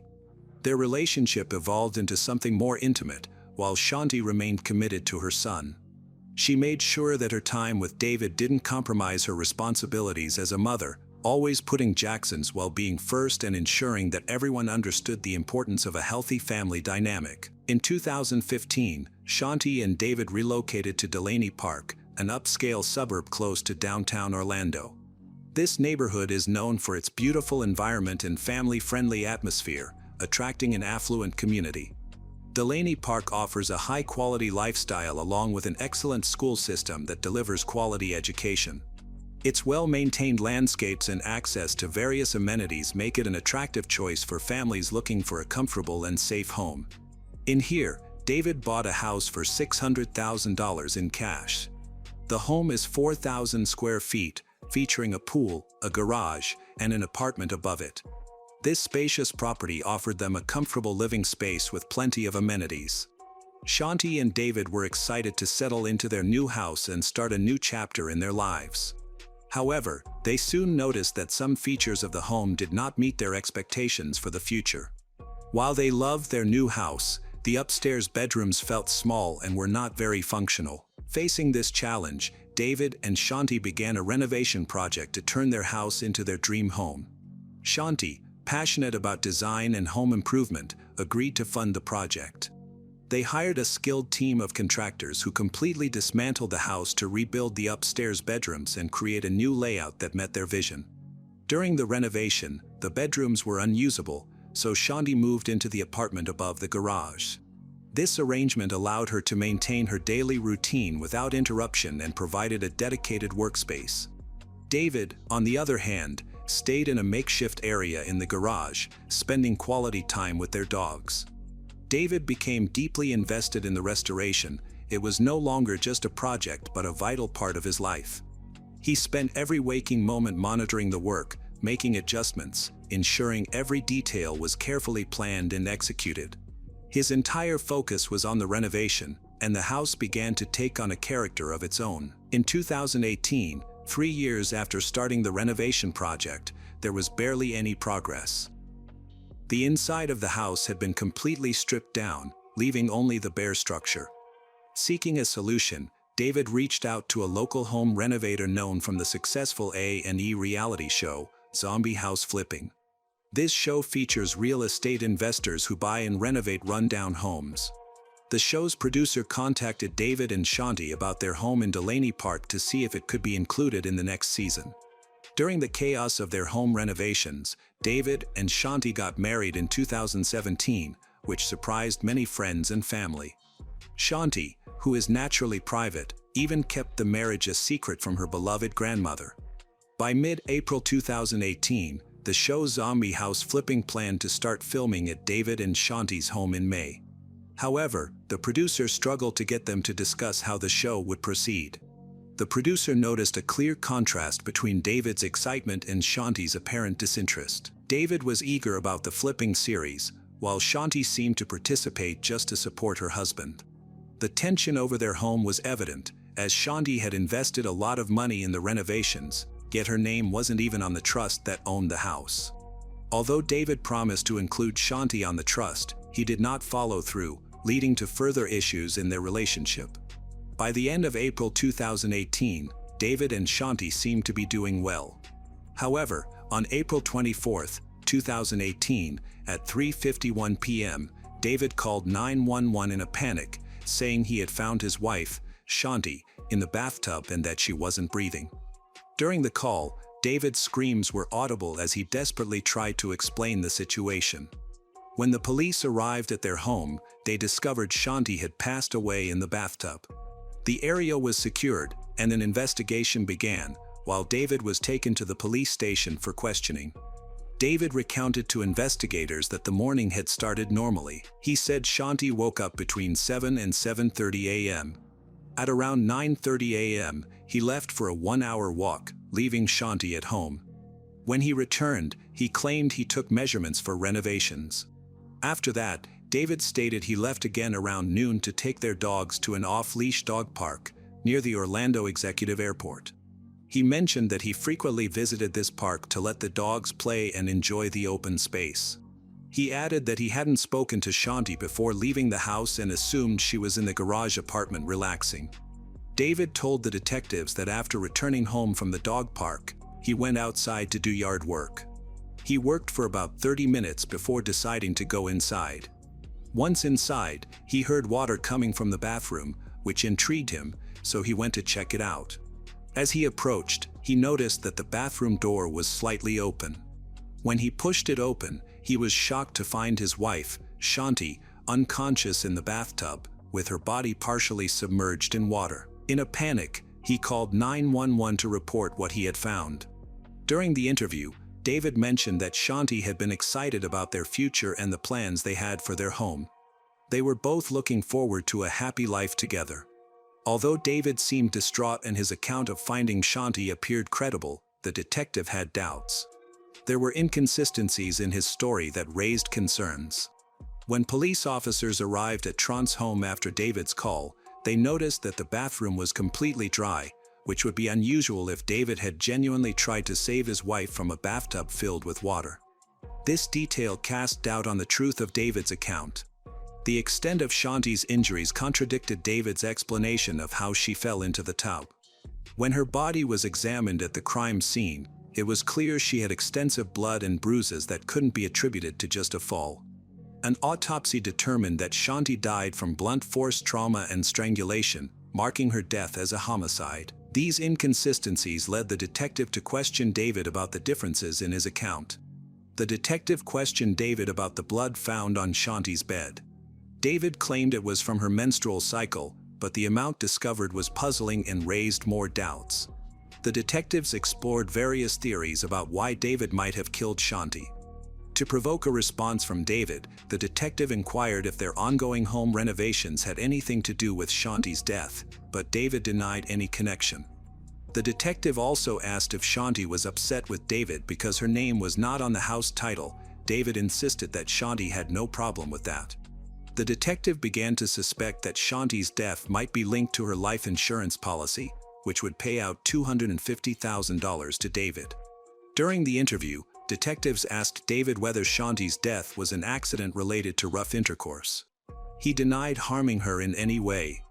Despite his denial, the detectives believed there was enough evidence to implicate him in Shanti's murder. They thought he had pretended to cry during the 911 call and the interview to divert suspicion. However, before David left the police station, he agreed to take a polygraph test. It was late at night, and the detectives couldn't find a polygrapher to conduct the test right away, so they allowed David to go home. Before he left, he provided DNA samples, nail clippings, and fingerprints to the detectives for analysis and comparison with evidence from the crime scene. The detectives hoped these samples would help them find more evidence linking David to Shanti's murder. Investigators who looked into the crime scene at David and Shanti's home found several notable details. Shanti had one earring still on and another on her nightstand, along with her watch, which was also found on the nightstand at the time of her murder. These details were important to the detectives because they indicated that Shanti might have been getting ready for bed when she was attacked. Additionally, her cell phone was on the nightstand, but there had been no activity on it after 11:30 p.m. on April 23, 2018. The medical examiner's report showed that Shanti had no defensive wounds, suggesting she was caught off guard by the attack. Detectives theorized that Shanti was sitting on the edge of her bed, taking off her jewelry when David attacked her from behind, leading to her death. They believed David then moved her body into the bathtub. Another important discovery was that nothing seemed to have been stolen from the house, leading the detectives to rule out robbery as a motive. However, Shanti's $155,000 engagement ring was missing. As the investigation progressed, detectives found that David's description of his happy marriage with Shanti clashed with what others believed about their relationship. David often hid Jackson's toys and only returned them when Jackson asked for them. The detectives suspected that David was using these tactics to manipulate both Shanti and her son. While searching the garage where David was sleeping, they found an unplugged refrigerator filled with children's toys. This finding reinforced the detectives' belief that David was engaged in manipulative behavior by intermittently hiding Jackson's toys. David appeared to be trying to control the emotions of Shanti and her son. After detectives executed a search warrant at Shanti and David's home, they seized the couple's computers. On Shanti's computer, they discovered notes revealing her dissatisfaction with her marriage to David. In these notes, Shanti described David as cheap, controlling, and narcissistic. She wrote that he never paid when they went out to eat, and on the rare occasions he did, he would make excuses, claiming he forgot his wallet. Shanti shared feelings of sadness and loneliness, expressing her fear. She desired to no longer be part of their life together. She indicated that her mental unhappiness was largely due to her difficult interactions with David. Additionally, the notes showed that living in a house under construction added significant stress to her life. As the detectives investigated Shanti's murder, they uncovered significant information linking David to her death. It was found that Shanti had been hospitalized for 3 days prior to her body being discovered. The detectives learned that she had expressed worries about her eating habits, telling her nanny that she could no longer tolerate spicy foods or drink alcohol. Furthermore, Shanti was experiencing rapid weight loss, which raised more suspicion among the investigators. They were confused by the toxicology tests conducted during her autopsy, which did not reveal any toxic substances in her body. Despite the lack of evidence, they began to suspect that David might have been poisoning Shanti, but they were uncertain about the specific substance responsible, as nothing was detected in the tests. David had been married before he wed Shanti, which prompted detectives to investigate his previous marriage. They found out that his first wife, Carol, suffered from health problems similar to Shanti's. David met Carol on a blind date in 1997, and they married 2 years later. The detectives were concerned about a possible link between Carol's health issues and Shanti's rapid decline in health. Shortly after their marriage, Carol began facing various health challenges, including persistent nausea, fainting spells, severe reactions to spicy foods and alcohol. Some of her close friends suggested to the detectives that David might have started poisoning her after they got married. To learn more about David's past, the detectives traveled from Florida to Minnesota in November 2018 to interview Carol in person. During the recorded interview, Carol described her struggles with chronic pain and immune system problems that remained undiagnosed. She stressed the need to understand her background to grasp the context of her health issues and mentioned that David was the one who cooked their meals during their marriage. The detectives asked Carol about the possibility that David was involved in her health issues, noting it was suspicious that both of his ex-wives faced similar health problems. Carol firmly denied any suggestion that her ex-husband had poisoned her, stating that her health issues continued even after they separated. During the investigation into Shanti's murder, detectives received a call from an employee at Club Orlando, a private men's spa. The club provided amenities like hot tubs, pools, a gym, and dark rooms for intimate activities. To become a member, individuals needed to buy a pass or membership. The employee informed the detectives that David had multiple memberships at Club Orlando and renewed them every 6 months without exception. He claimed to have seen David engaged in intimate activities with other men. Conversations with Shanti's friends revealed that she would never accept her husband having same intimate relationships. This raised the question of whether Shanti had discovered David's actions and threatened to leave him. As the investigation progressed, the detectives thoroughly reviewed all evidence, including information from an employee at Club Orlando. They sought to find out if David's spa membership and the reported intimate activity could shed light on Shanti's death. When the forensic results arrived from the state crime lab, they revealed Shanti's DNA under David's fingernails and his fingerprints were the only ones found in the bathtub. This evidence contradicted David's story, in which he stated that Shanti had accidentally fallen while entering the tub. The detectives had anticipated finding Shanti's fingerprints in the tub as well, but they were absent. On August 29, 2018, David was arrested and charged with first-degree murder, and he was denied bail. His friends were shocked by the news, as they found it hard to believe he could be responsible for Shanti's murder. They suspected that the police were looking for an easy resolution and not thoroughly investigating to find the true culprit.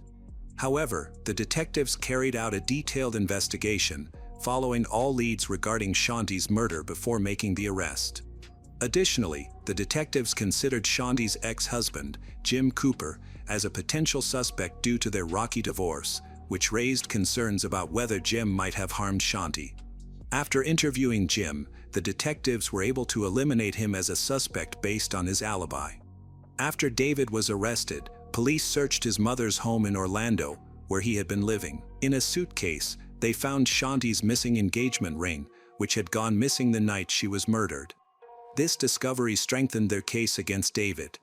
On April 18, 2019, almost a year after Shanti's murder, prosecutor Ryan Vecchio was meeting with Orlando Police Inspector Teresa Sprague when David's attorney called. At the time, David was represented by Robert Mandel, who called after receiving Sprague's investigative report. After some deliberation, Robert Mandel informed him that he had hired private investigator Billy Lane from Prison Break Investigations to investigate the case and that he had some papers in his home. ASA Vecchio asked him where these papers came from, and Robert informed him that they were taken from the loft apartment David was staying in at the time of the murder and that the police had missed them. He informed him that these papers had been packaged as evidence and kept by Billy Lane at his office in Lakeland, and that they planned to test the blood and DNA at some point. They had now kept these papers for 11 months without revealing them. Inside the brown evidence bag, which was marked and labeled, were bed sheets, a fitted sheet, a pillowcase, and a pair of black socks. Police also found a green cord collected from the Trans home that had been found wrapped around a wooden beam from a ladder. Although the strangulation marks were not easily visible, Shanti had an unusual linear cut on the right side of her neck with possible strangulation marks on both sides.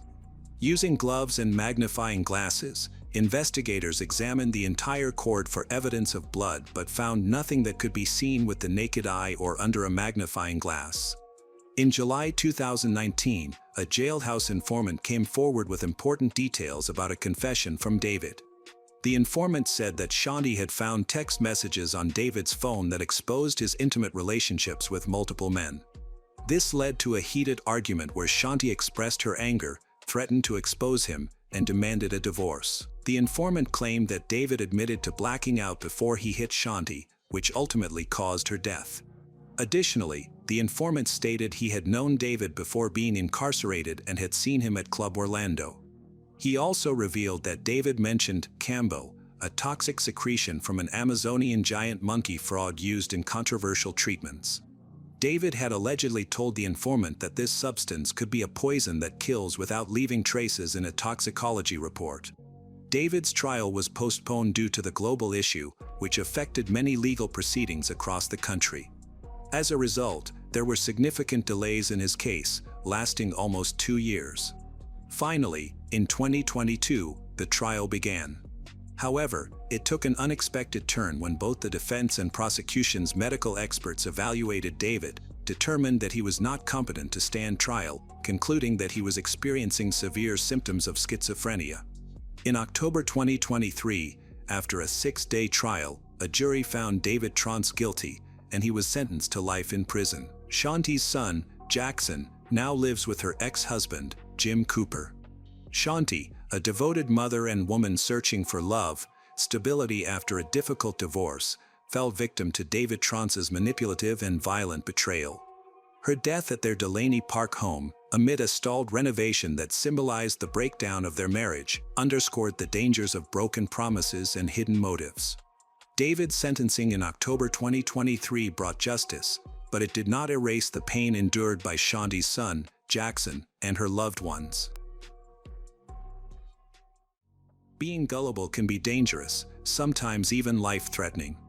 We all have moments when we wish to believe in miracles, feel that dreams might still be within reach. When something you've wished for seems almost attainable, it's easy to let caution and common sense slip away. Criminals often take advantage of this vulnerability. The case of Elodie Morel, a young French woman, in 2005 shocked the nation due to its brutality and inhumanity. What made it even more disturbing was the indifference shown by ordinary people who were aware of her situation but chose to remain silent for their own gain. This story reminds us that not all dreams come true and highlights the importance of being cautious about whom you trust, especially when they promise a fairy tale ending. Elodie Morel was born on 1976 in Marseille. From a young age, she had a strikingly beautiful appearance. As she grew older, Elodie developed into an even more stunning woman, with many people believing she should be on television or magazine covers. As a teenager, she dreamed of being a model, but coming from a modest background, few took her aspirations seriously.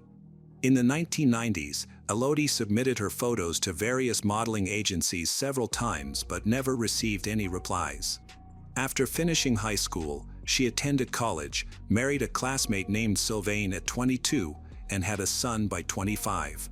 It appeared she had abandoned her modeling dreams permanently. By 2005, Elodie worked as a sales associate at a trendy clothing store in downtown Marseille. She often received compliments and noticed people admiring or envying her looks. At 29, she maintained a perfect figure and beautiful features, easily appearing to be in her early 20s. Though Elodie never completely gave up on her modeling aspirations, she stopped discussing them, believing her time had passed. In April 2005, Elodie filled out an online application, submitted her best photos, and expressed her desire to pursue a modeling career.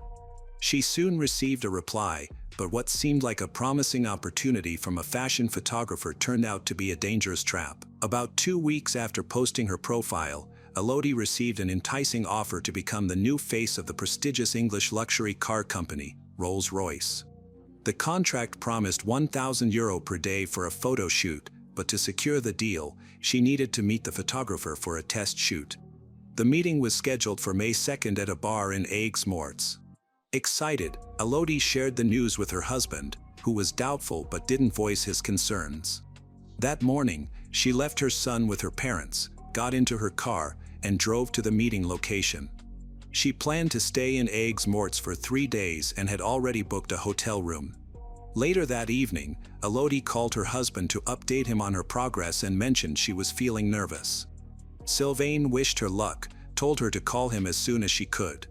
This would be the last conversation he had with his wife.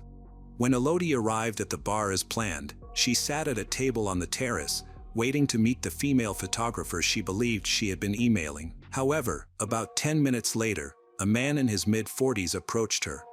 He introduced himself as the photographer's assistant, explained that he was there to meet her and scout locations for the photo shoot scheduled for the next day. Since Elodie had little experience in the modeling industry, she didn't find anything suspicious about him, took him at his word. The man appeared professional, spoke confidently, and seemed knowledgeable about her prior conversations with the photographer. Their conversation flowed easily and revolved around Elodie's potential career. She began to imagine herself on the covers of popular magazines, daydreamed about how she would spend the money she would earn. Around 9 p.m., as night fell, the man proposed they look for the ideal spot for the next day's photo shoot.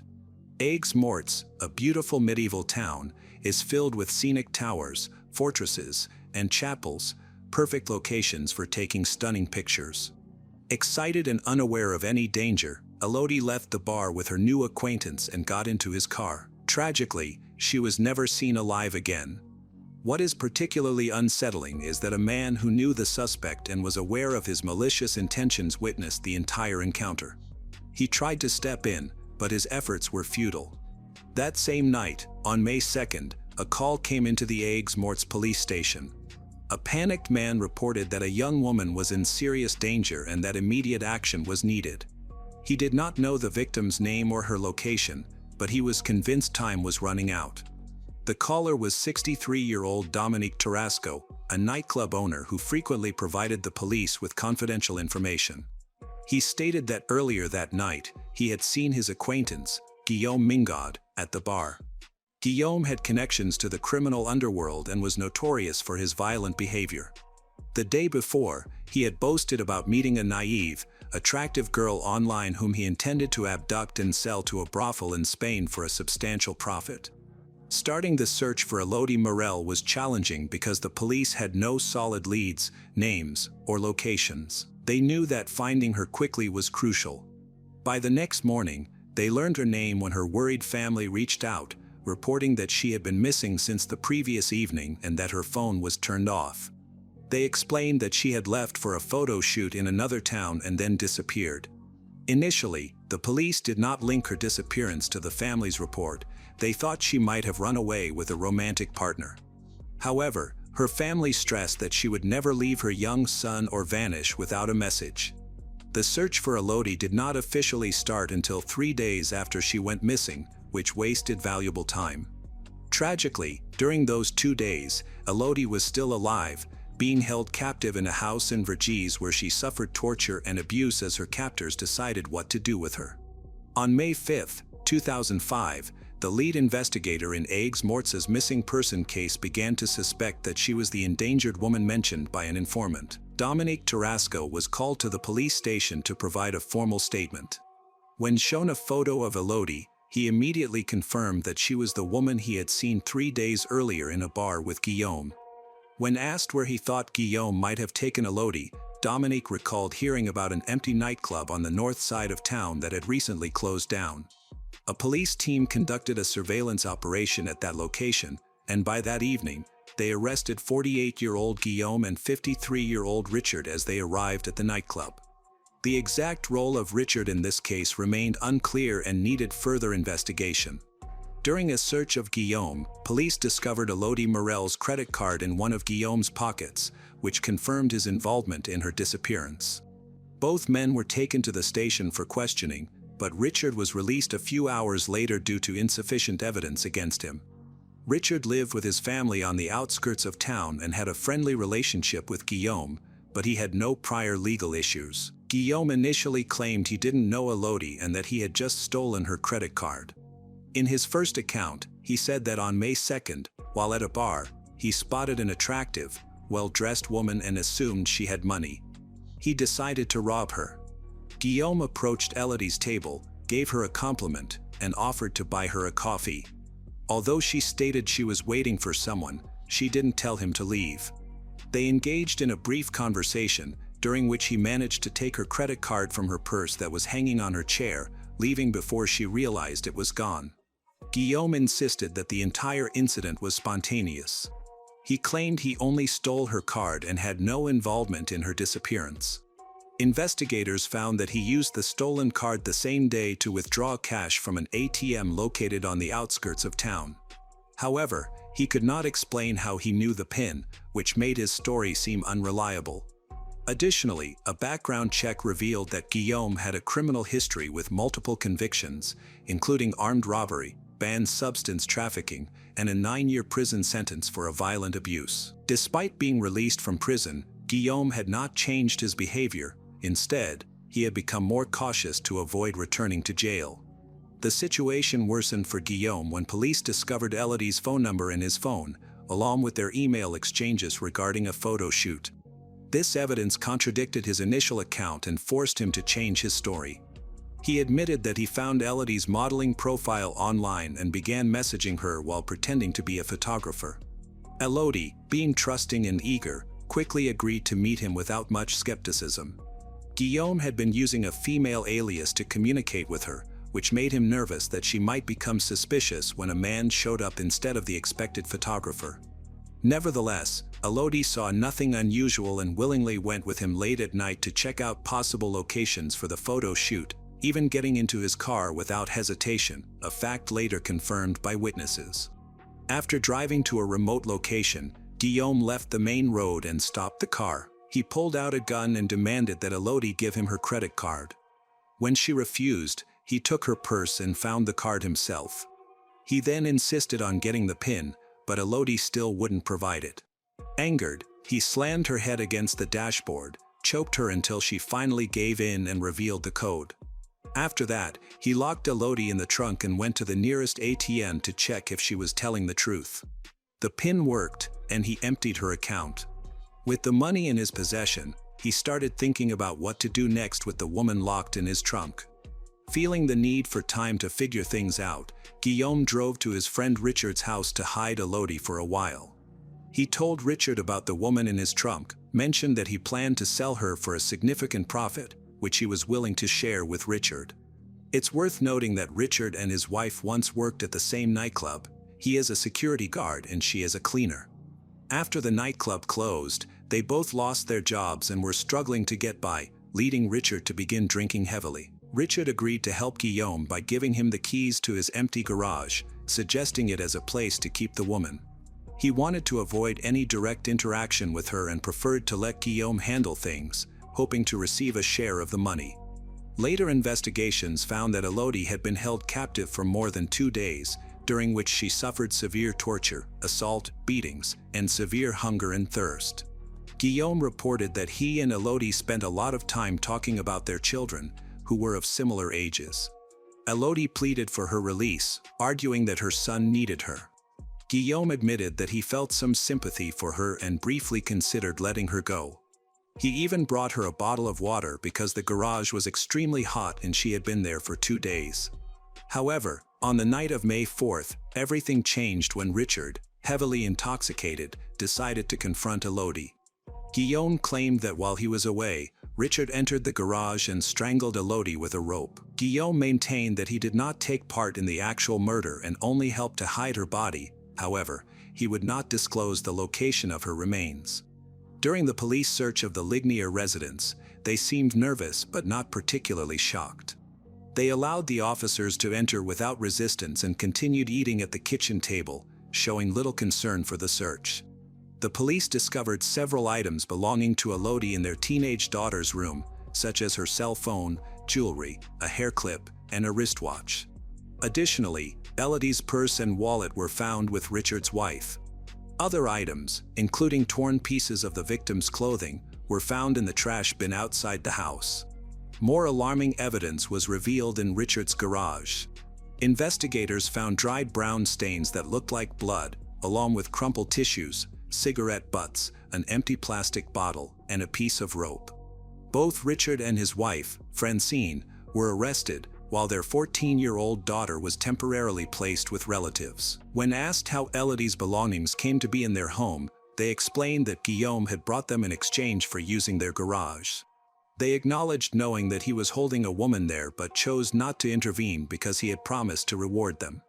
They also admitted to giving him a bottle of water and a piece of rope when he asked, without questioning his motives. Forensic evidence showed that the brown stains on the garage floor were Elodie's blood. Additionally, DNA found on crumpled tissues matched Guillaume's. Saliva found on cigarette butts belonged to both Elodie and Guillaume. Elodie's family asserted that she had never smoked due to her asthma, which caused her to have severe coughing and choking fits when exposed to cigarette smoke. The chilling reality emerged. Guillaume had kept Elodie in the garage for 2 days, repeatedly assaulting and likely torturing her, forcing her to smoke as part of his abuse. Guillaume changed his story after the investigators revealed the forensic evidence. He admitted that he and Elodie had been intimate in the garage, but insisted it was consensual. He claimed they had smoked together and talked a lot before he decided to let her go. However, he still maintained that Richard Lignier had killed her while he was away, supposedly because Richard feared Elodie might go to the police after he released her. This explanation raised many inconsistencies, the most significant being that Richard had no motive to kill Elodie. First, he had never met her, and she had never seen him or any of his family members. Second, Elodie had been brought to the garage in the trunk of a car, meaning she wouldn't have known where she was and couldn't lead the police there. Lastly, Richard was just an ordinary drunk, unable to physically harm anyone. He was satisfied with receiving payment in the form of Elodie's belongings and a promise of money from his friend once the situation was resolved. Earlier, investigators discovered an empty plastic water bottle in the garage. Guillaume claimed he felt sorry for Elodie and brought her water, but tests revealed that the liquid contained high levels of potent drugs. After consuming these drugs, Elodie would have likely been unconscious or barely aware, giving Guillaume the opportunity to do as he pleased. When questioned about why he drugged her, Guillaume changed his story again. He now said he was prepared to set her free and that they had agreed she wouldn't go to the police. He claimed Elodie wanted to return home to her family and forget the incident, as if it were just a bad dream. However, he asserted that she attempted to escape, which resulted in a struggle during which he hit her, explaining the blood stains found on the garage floor. He then locked her inside and left. Guillaume stated he drugged Elodie to calm her and prevent her from trying to escape again. He crushed some pills, dissolved them in water, and then departed, returning 12 hours later. By that time, Elodie was severely dehydrated. She quickly drank the water without noticing its odd taste and passed out within minutes. Guillaume claimed she accidentally overdosed because her weakened body couldn't handle the drugs. Realizing she had stopped breathing, he put her body in the trunk of her car, which he had left in a parking lot near the bar where they first met. Later, He drove the car to Richard's property using the keys he had taken from her. Although Guillaume refused to disclose where he took the car with Elodie's body, his account had numerous inconsistencies. Notably, a rope found in the garage contained sweat and skin cells from both Elodie and Guillaume, suggesting he likely strangled her. All the evidence was stacked against him, and he was aware of it. To reduce his sentence, Guillaume struck a deal with investigators, confessing that he had left the car near the old cemetery in Aigues-Mortes. The police found the vehicle on May 6, exactly where he indicated. It had been exposed to the sun for 3 days, and the body in the trunk was already decomposing. The autopsy revealed clear signs of torture, beatings, and strangulation. The victim had been tied up, drugged, assaulted, and ultimately strangled to death with a rope. The trial for the 3 individuals involved in the crime began in February 2008, nearly 3 years after the shocking events. Guillaume Mingaud was sentenced to life in prison, with the possibility of parole after 22 years. Richard Lignier and his wife attempted to persuade the jury that they had no knowledge of the captive in their garage. They claimed they had merely let an old friend stay with them for a few days without asking questions.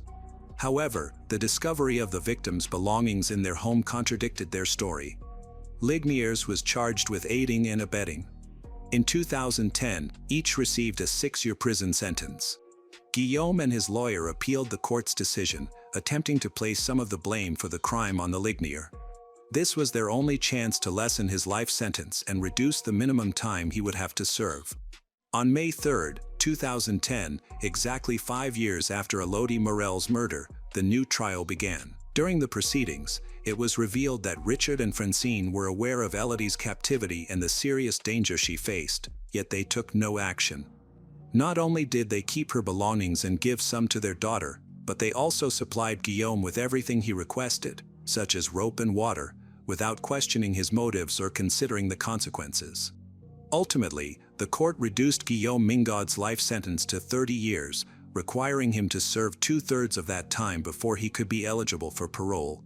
Richard and Francine Lignier, due to their complicity and inaction, were each sentenced to 8 years in prison with no chance for early release. The tragic case of Elodie Morel serves as a harrowing reminder of the perils of unchecked trust and the devastating consequences of bystander indifference. Her dream of a modeling career, pursued with Rosa with hope, was cruelly exploited by Guillaume Mingaud, whose deceit led to her brutal torture and murder.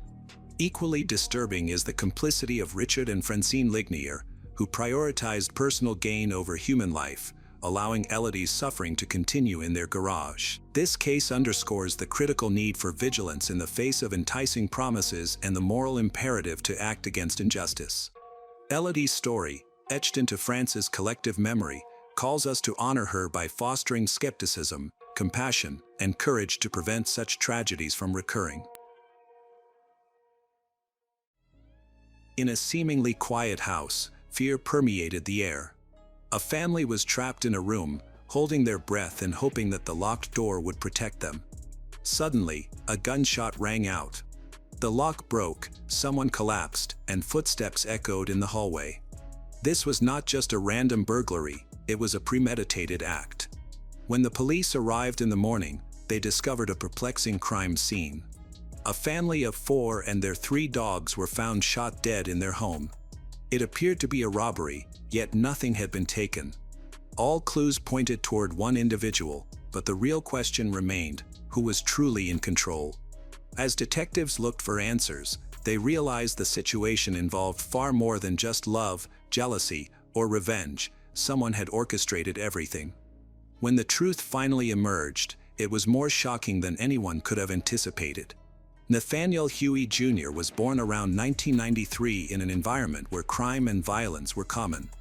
As a child, he displayed a reckless, rebellious attitude. He had little interest in school, often fighting with classmates and neglecting his studies. His first run-in with the law occurred during his teenage years when he was caught participating in a robbery. Due to his age, he faced minimal consequences. Nathaniel soon discovered that a life of crime offered not only excitement but also financial rewards. His criminal activities escalated, and by 2016, he was imprisoned for assault. A year later, He was arrested again for driving under the influence. Nathaniel had a particular fascination with firearms. He built a collection of guns. Although the courts prohibited him from owning firearms, he disregarded this ban, turned to the black market to acquire weapons illegally. Despite his criminal history, Nathaniel attempted to pose as a legitimate businessman by starting a private security company, even though it was not properly licensed. Legally, he was not allowed to carry a weapon, yet he boasted about his supposed authority on social media, posting pictures of himself in tactical gear and heavily armed. On the other side of the story is Ermelinda Palomo, born on 1973. By the time she met Nathaniel, she was a fiercely independent woman, a mother of 5, and already a grandmother. Although she had a stable upbringing, her personal life was marked by challenges. She had married young, but the marriage ended, leaving her to raise her children on her own. Determined to support them, she held multiple jobs while managing her responsibilities as both a mother and grandmother. She was strict with her family, which earned her respect but sometimes led to resentment. When she met Nathaniel, those around her found it hard to understand their connection. He was 20 years younger, had a tumultuous past, and represented the chaos she had always tried to avoid. Some say they met through mutual friends, but regardless of the circumstances, their relationship moved quickly. Initially, Ermelinda brushed Nathaniel off, but his confidence, persistence, and reckless charm drew her in. For Nathaniel, Ermelinda represented stability and a sense of security he had never experienced. For her, it was a new adventure, an opportunity to feel in control over someone with a free lifestyle. Their relationship was unconventional, with an attraction rooted in their differences. Soon, they moved in together, sharing a crowded home with Ermelinda's children and grandchildren, but their living situation was anything but harmonious. Nathaniel's obsession with weapons remained strong over the years. Despite legal restrictions, he continued to buy and show off firearms, making secret deals and finding loopholes to justify his actions. For him, guns were not just a collection, they were a part of who he was. He always carried a weapon, even inside the house, frequently took apart and cleaned his firearms on the kitchen table. At first, Ermelinda paid little attention to this behavior. She was more focused on the money he made than the legality of his actions. However, as time passed, she began to realize that Nathaniel's interests went beyond financial gain. He was unpredictable and could become angry over minor issues, such as a misplaced word or an unfriendly glance. His temper could shift from intense rage to unnerving calm in an instant. Cristiana Espinoza, one of Ermelinda's daughters, was the first to express concern. Unlike others who ignored the warning signs, she recognized Nathaniel for who he really was, a dangerous man. She noticed how he talked about violence, carried himself with arrogance, and never tolerated being contradicted. But what scared her the most was how quickly he could lose control. By 2021, Nathaniel and Ermelinda had been living together for 6 years. On the surface, their relationship appeared stable, but its foundation had deteriorated long ago.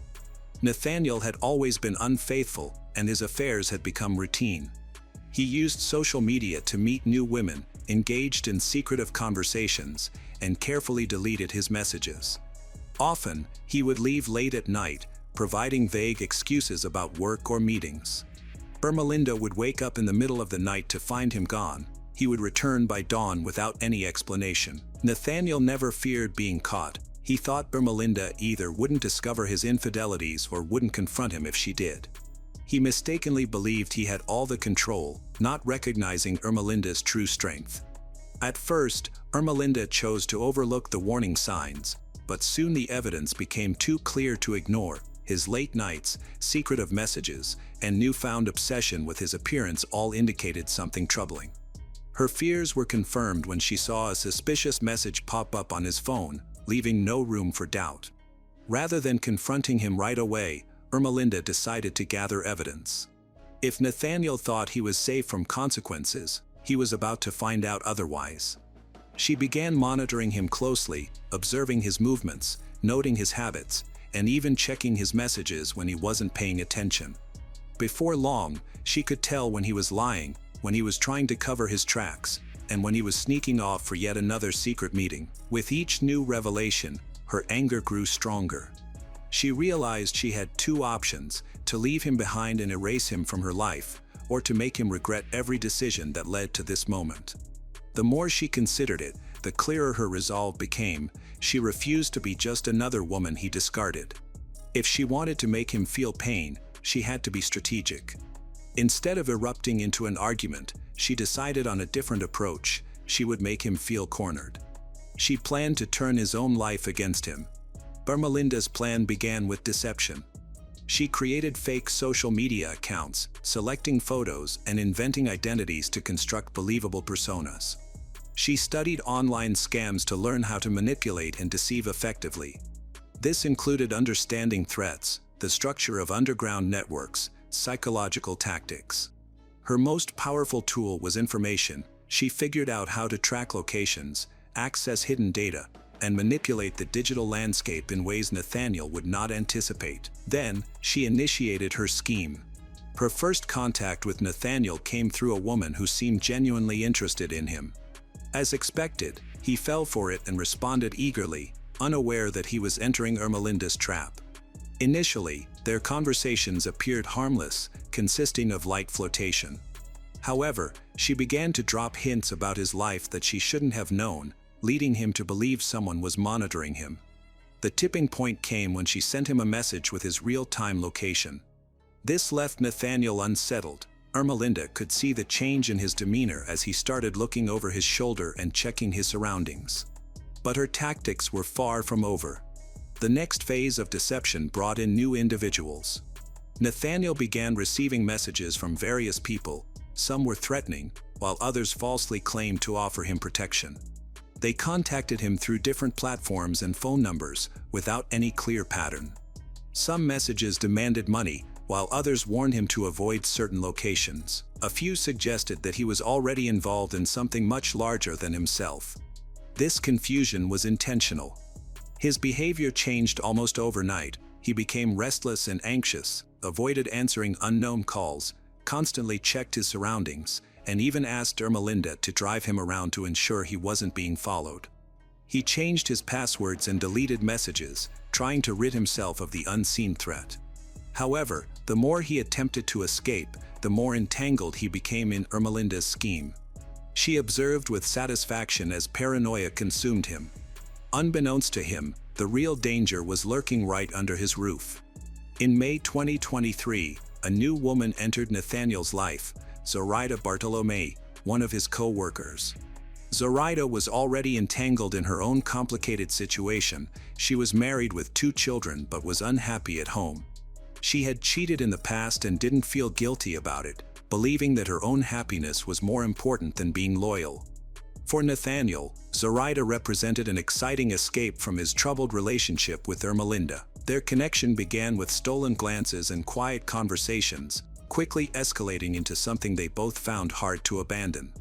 Ermelinda had been observing Nathaniel closely and noticed a shift in his behavior. At first, she assumed Zoraida was just another fleeting romance, but then she discovered messages that revealed deeper feelings. Nathaniel was telling Zoraida that he loved her and wanted a future together. She reciprocated those feelings, and they fantasized about leaving everything behind to start anew. As Ermelinda read their exchanges, she felt a mix of pain and humiliation. Despite her efforts to protect their relationship, Nathaniel was pursuing another woman. Now, she felt compelled to take drastic action against him. She escalated the psychological manipulation, introducing even more frightening figures into Nathaniel's life. He was no longer just being observed, he felt as if he was being hunted. Nathaniel had endured too much to feel fear anymore. He had survived the worst, or so he thought. Now, all that mattered to him was Zoraida. Leaving her was not an option. For the first time, he wasn't merely hiding an affair, he was fighting for it. Ermelinda noticed this change in him. If she couldn't break Nathaniel directly, she would aim to destroy Zoraida instead. Her first tactic was to undermine Zoraida's stability. Using her network of fake accounts, she contacted Zoraida's husband, Alberto Rolón. Initially, she planted vague doubts through anonymous messages that suggested betrayal. She even included photos of Zoraida and Nathaniel together, ensuring they were clear enough to raise suspicion. However, Alberto was not easily swayed. He dismissed the warnings, unwilling to accept that his wife could deceive him so openly. That's when Ermelinda intensified her approach.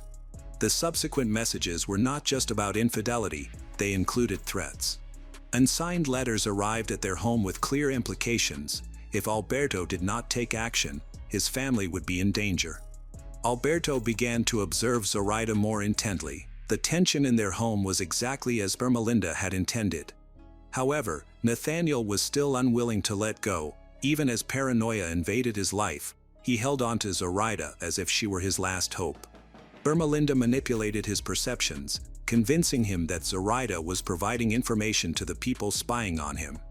She crafted a story so believable that even Nathaniel began to doubt his own reality. Using fake accounts, she sent messages from imaginary informants, all suggesting the same idea. Zoraida wasn't just a woman Nathaniel had fallen for, she was working against him and was the source of the ongoing threats. Nathaniel's paranoia took over him completely. He confronted Ermelinda about his suspicions, and she played along convincingly. Initially, she seemed unsure, but then she reluctantly confessed that she had also received warnings about Zoraida. Nathaniel realized he could no longer dismiss these concerns. He had to take action to ensure his survival. Next, Ermelinda put him to the ultimate test of loyalty. She made him believe that his supposed enemies were closely monitoring him and required evidence that he hadn't betrayed them. The only way he could prove his loyalty was by making a crucial decision himself: kill Zoraida. By the time Nathaniel reached his decision, he felt no hesitation. There was no fear or regret, just a cold, determined focus on what needed to be done. He started planning immediately, treating the situation like a mission. Nathaniel studied Zoraida's routines, tracked her schedule, and identified when she was most vulnerable. He noted when Alberto was home, when the children were asleep, and when it would be easiest to enter the house. He mapped out potential escape routes, looking for surveillance cameras and memorizing the neighborhood layout. Simultaneously, he prepared his supplies.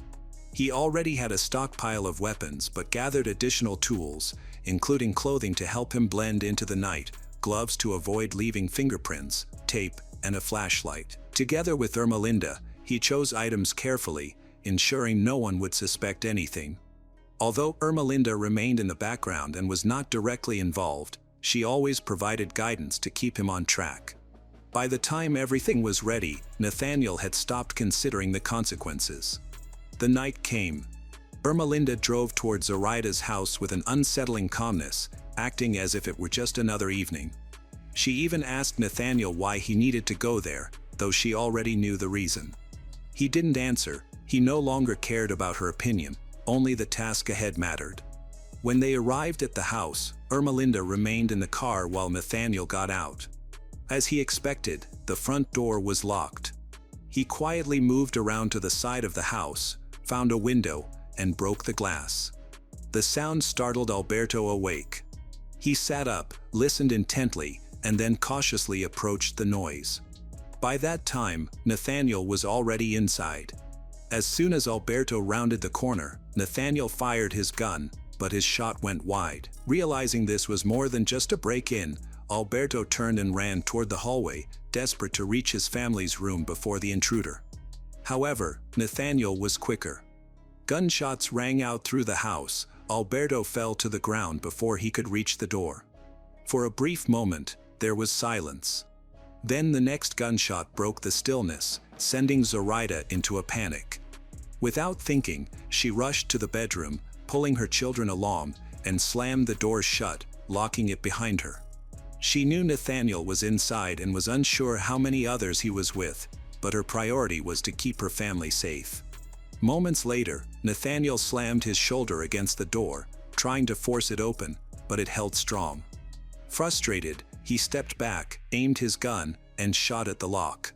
The bullet pierced through the wood. Zoraida gasped as the impact hit her. She stiffened and then collapsed. The door swung open, the children huddled together, their eyes filled with fear. The neighbors only heard a few brief, muffled gunshots. It all happened within minutes. Nathaniel looked around at the scene, took a deep breath to calm himself, and then began to methodically rearrange things. He flipped over furniture, opened drawers, and scattered valuable items on the floor to make it appear as though a robbery had taken place. Once he finished, he stepped over the bodies and exited into the night. Ermelinda was waiting for him in the car. She didn't need to ask how it went, her expression said it all. They drove away silently, leaving the chaos behind. The sounds had awakened the neighborhood, and after a few minutes, someone finally summoned the courage to call 911. Soon after, sirens filled the street. Officers arrived to find shattered glass, a broken door, and clear signs of a break-in. Inside, the bodies revealed a much darker story than just a failed robbery. Nathaniel had made serious mistakes, careless ones. Nothing of value had been stolen. The disarray of his possessions seemed like a feeble attempt to mislead. It was evident that this incident wasn't simply about theft, it was premeditated and targeted. By morning, detectives were connecting the crime to Nathaniel Huey, the only person with a motive. At Zoraita's workplace, everyone knew about their affair, it hadn't been a secret. As detectives continued to investigate, things looked increasingly bad for Nathaniel. His history was filled with crimes, assaults, suspicious dealings, and a collection of weapons. As the police gathered evidence, Ermelinda maintained her facade. She kept messaging Nathaniel, using the false identity she had created. She assured him that everything was under control, claiming the mafia was protecting him and that as long as he followed their instructions, he'd be safe. He trusted her, but the investigation was progressing more quickly than Ermelinda anticipated. They scrutinized Nathaniel's recent activities, analyzing every call, email, and text message. One thing stood out: in recent months, he had received a flood of anonymous threats, warnings of danger, and claims that he was being hunted. However, all those messages had originated from newly created accounts. If this were truly a mafia operation, why was the evidence focusing solely on Nathaniel? The more the detectives uncovered, the clearer it became that the threats were staged, as if someone had been fabricating a false narrative specifically for him. This was the turning point in the investigation. Nathaniel was in a downward spiral. He sensed that the police were closing in on him and started noticing unmarked cars tailing him, along with strangers watching him too closely. He convinced himself that the mafia was still after him, waiting for him to make a mistake. In his desperation, he reached out to the only person he believed he could trust, his mother. He begged her for help, claiming he was being falsely accused of something terrible and needed to go into hiding. However, she refused to help him. With nowhere else to turn, Nathaniel managed to stay hidden for a few days, but eventually, security cameras captured him in a grocery store. A manhunt ensued, with patrol cars flooding the area, but by the time the officers arrived, Nathaniel and Ermelinda had already made it onto the highway. The chase began, police followed with sirens blaring for miles, but Nathaniel had no plans to stop. He gripped the steering wheel tightly, accelerating and weaving through traffic in a frantic attempt to flee. Ermelinda had carefully planned every detail leading up to this moment, and now she was watching her plan unfold perfectly. Ahead of them, traffic became congested. Nathaniel attempted to navigate around a truck, but he lost his grip, causing the tire to screech against the road.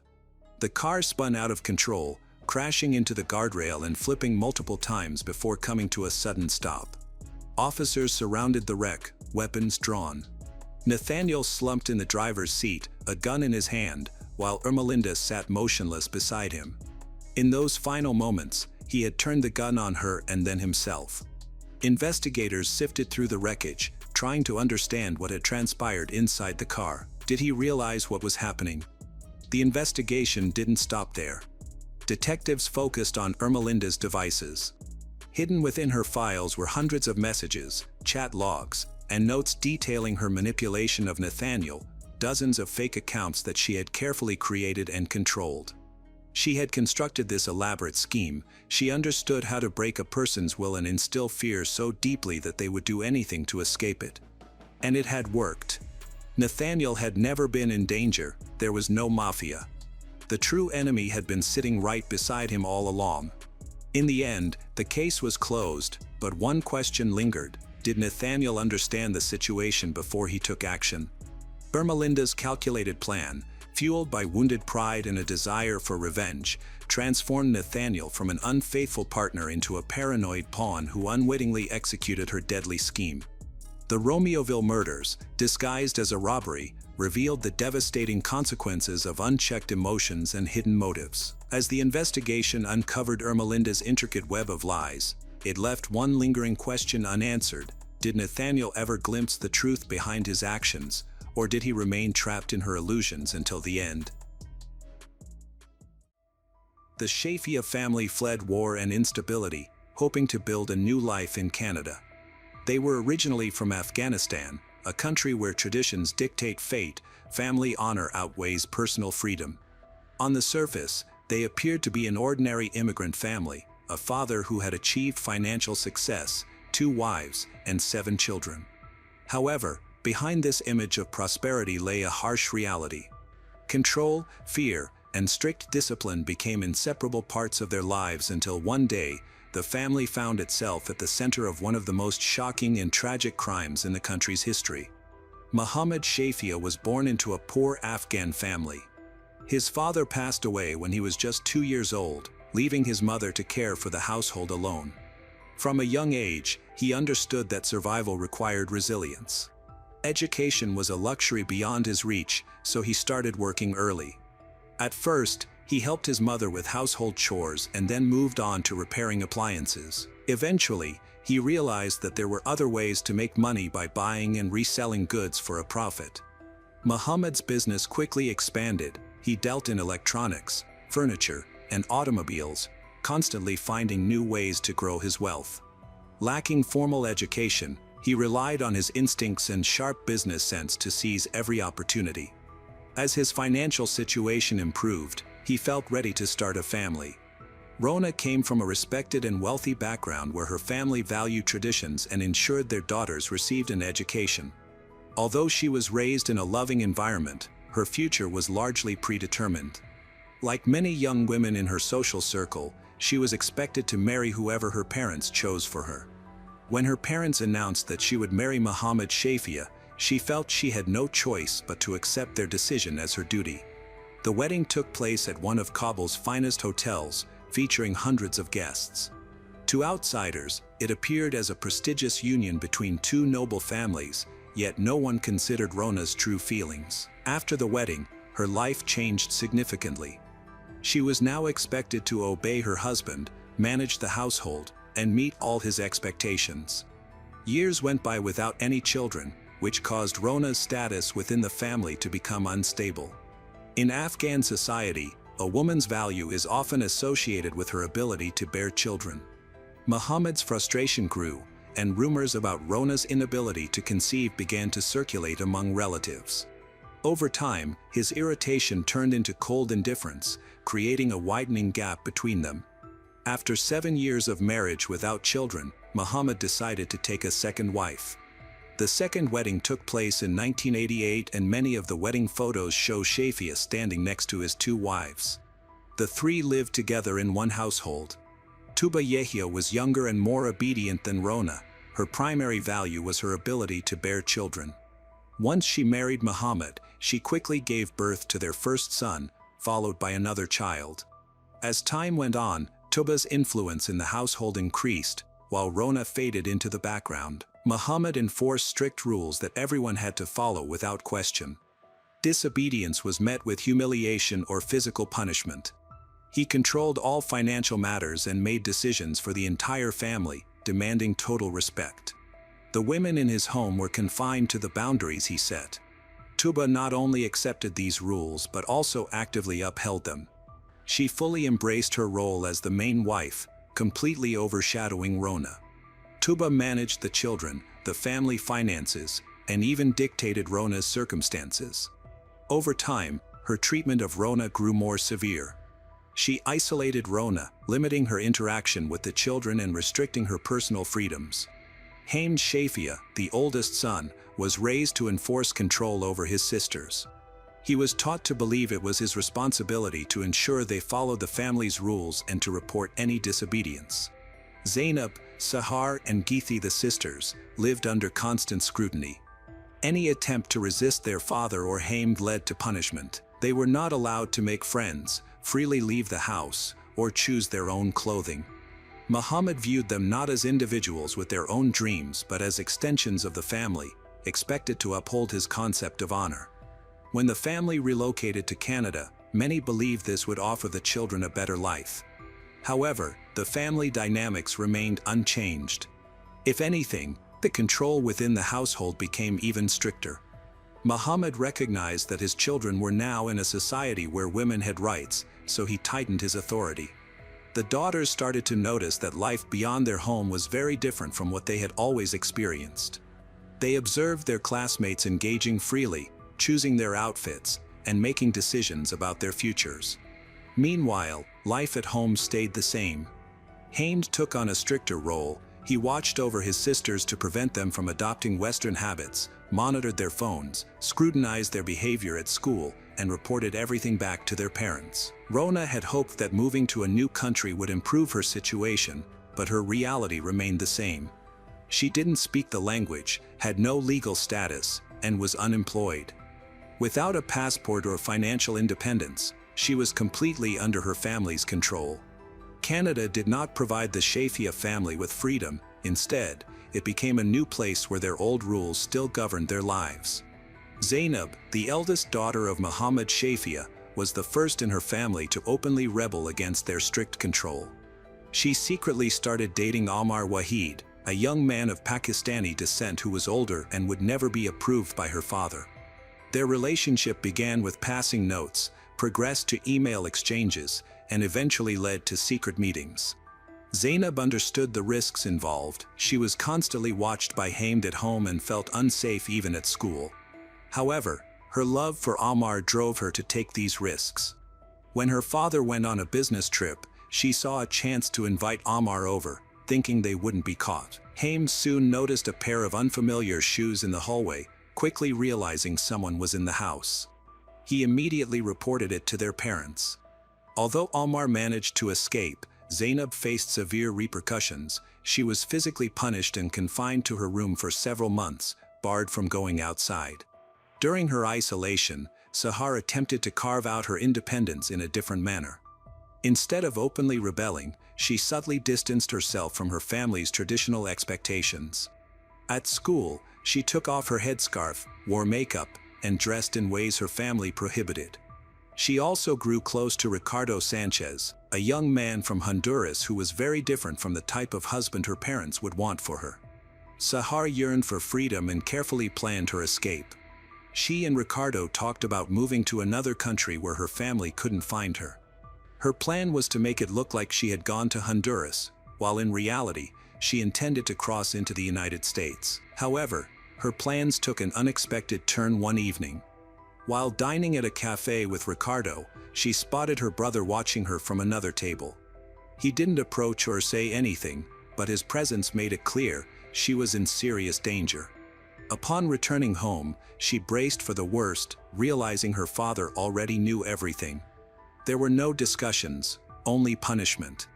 After facing physical aggression, she was prohibited from attending school. Sahar came to understand that escaping would be much harder than she had thought, as it might put her life at risk. In the midst of this chaos, Geethi, the youngest sister, instead of trying to run away or seeking a secret relationship, she acted out at school. Her aggressive behavior, frequent absences, and open defiance of teachers became her form of resistance. She wanted others to recognize that something was seriously wrong at home. She was called to the principal's office, and this led to a meeting with social services. She told school staff and a youth welfare worker that she wanted to be removed from her family home. However, when her parents were invited to discuss the situation, they argued that Geethi's behavior stemmed from negative Western influences. They assured the social workers that they would take care of the issue themselves. The daughters' efforts to defy the strict family rules only worsened their situation. Their father and brother felt they had lost control over them, leading to the need for punishment.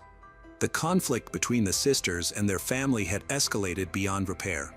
When Zainab, Sahar, and Geethi attempted to escape their family's control, They understood the risks, but they were shocked to find that the system meant to protect them was ineffective against their father's and brother's authority.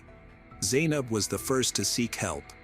After months of being confined at home, she understood that her only chance for survival was to leave for good. She escaped and found shelter in a facility for women in crisis. For the first time, she felt safe. However, her absence was quickly noticed. Hamed, her brother, contacted the police, claiming she had been kidnapped and accusing her friend Ammar, hoping to get him arrested. When the police found Zainab, she explained the truth: she had left to escape her family. The police did not force her to return home, but they also failed to provide her with proper protection. After witnessing what happened to her sister, Sahar sought her own way out. Although she was too scared to go directly to the police, she contacted Child Protective Services. She described the harsh restrictions, constant threats, and her fear for her life. The caseworkers listened, but ultimately decided that intervention wasn't necessary since she was nearing 18. They offered her temporary shelter, but that meant she would have to return home once her stay ended. Sahar realized that going back would lead to punishment far worse than what she had already faced. Frightened, she declined their offer. At that moment, she understood that the system could not protect her. Rona was the only one who fully grasped the serious danger the sisters faced, but she felt powerless to intervene. She lived in constant fear herself. She realized that Muhammad and Tuba no longer viewed their daughters as obedient family members, but rather as threats to the family's honor. Rona understood that trying to step in would be pointless. Within the Shafia household, it was evident that the daughters had stopped adhering to the rules set for them. They had rejected the traditional lifestyle. Their actions were not only seen as rebellious but also as a significant threat to the family's reputation.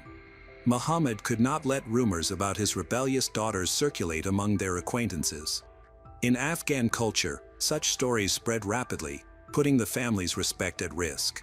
What frustrated him the most was that their defiance was happening in Canada, a place where he had less control over his daughters' lives than he did in Afghanistan. The greatest concern for the family, however, was Zainab. She hadn't just disobeyed, she had run away.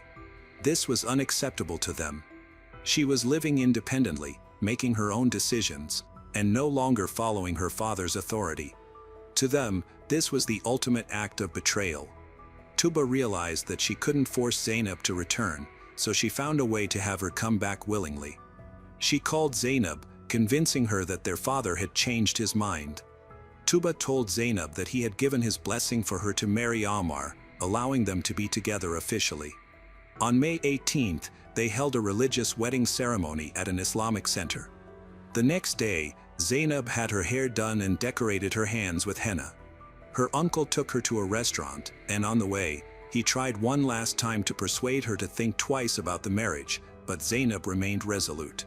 However, her sense of freedom was short-lived. None of Ammar's family members attended the ceremony, as they disapproved of the marriage.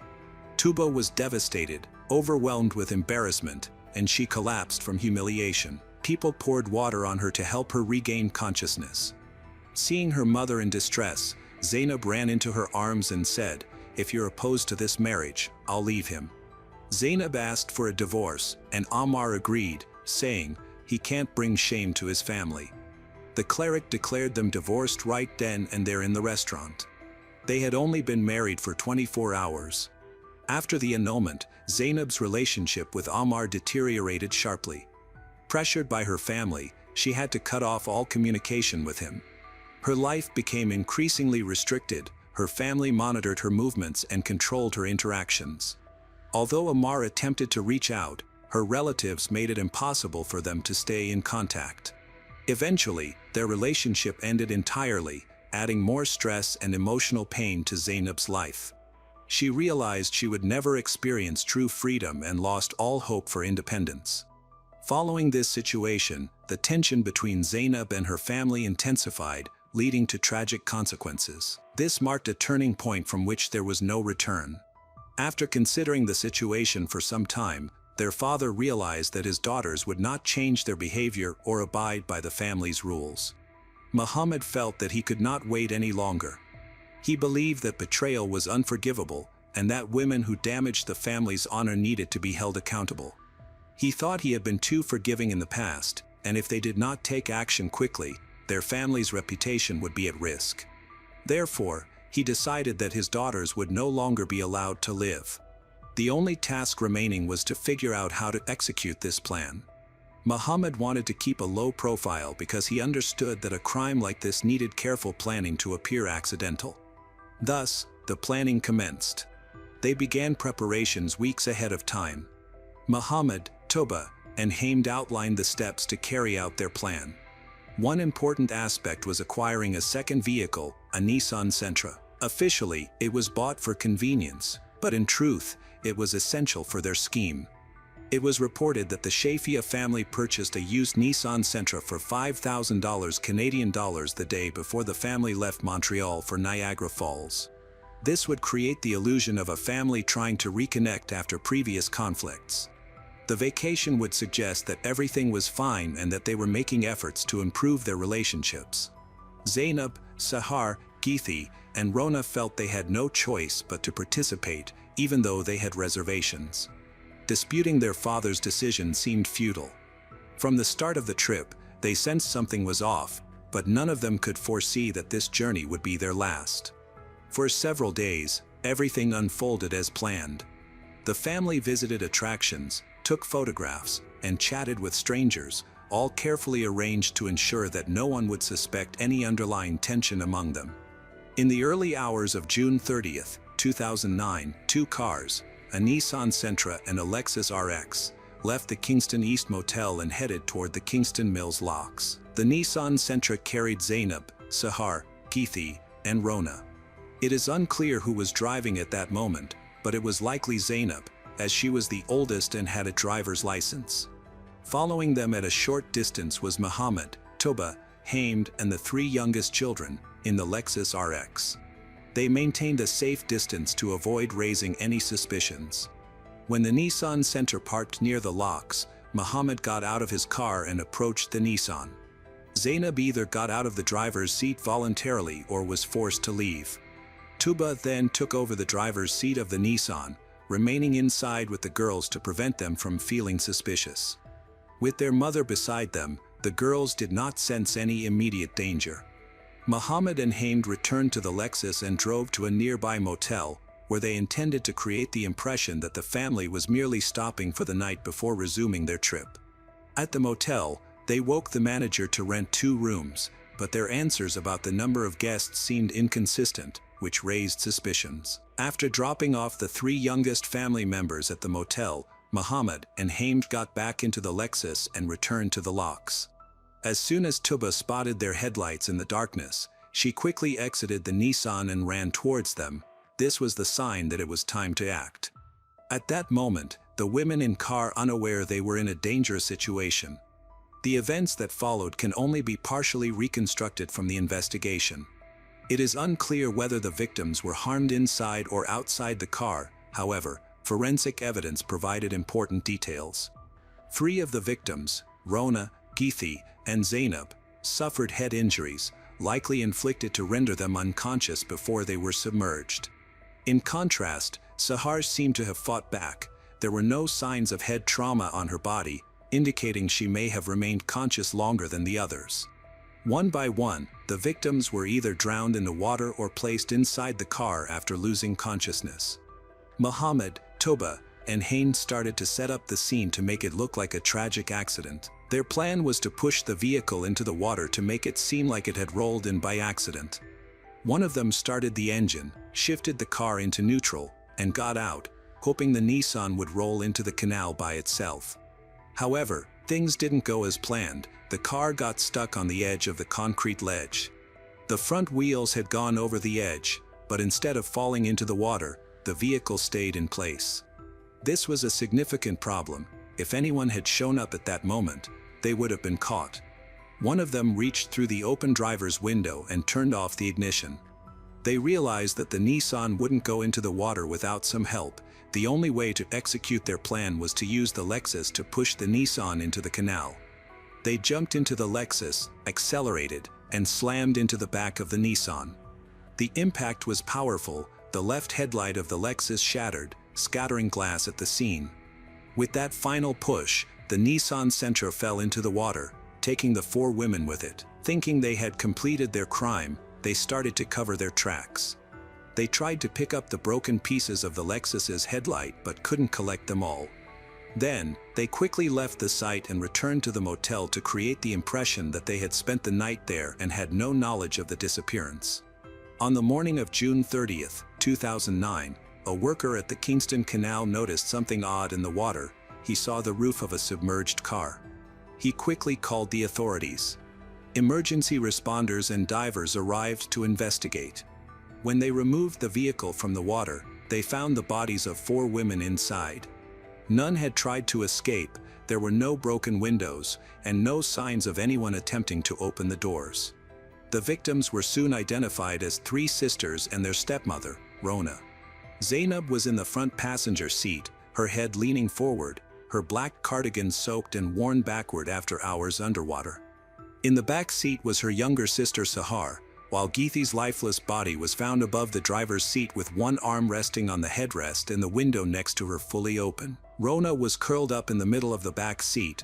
None of them were wearing seat belts. The initial inspection of the car raised immediate concerns. The seat belts were unused, which was odd. During an emergency, people usually grab onto something for safety, yet there were no signs of a struggle.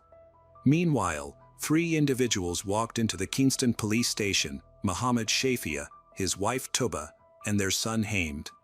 They reported that 4 women were missing, claiming that the women had taken the car keys during the night and left without permission. They suggested that the most likely reason for their disappearance was an attempted escape that went wrong. Initially, their story seemed plausible.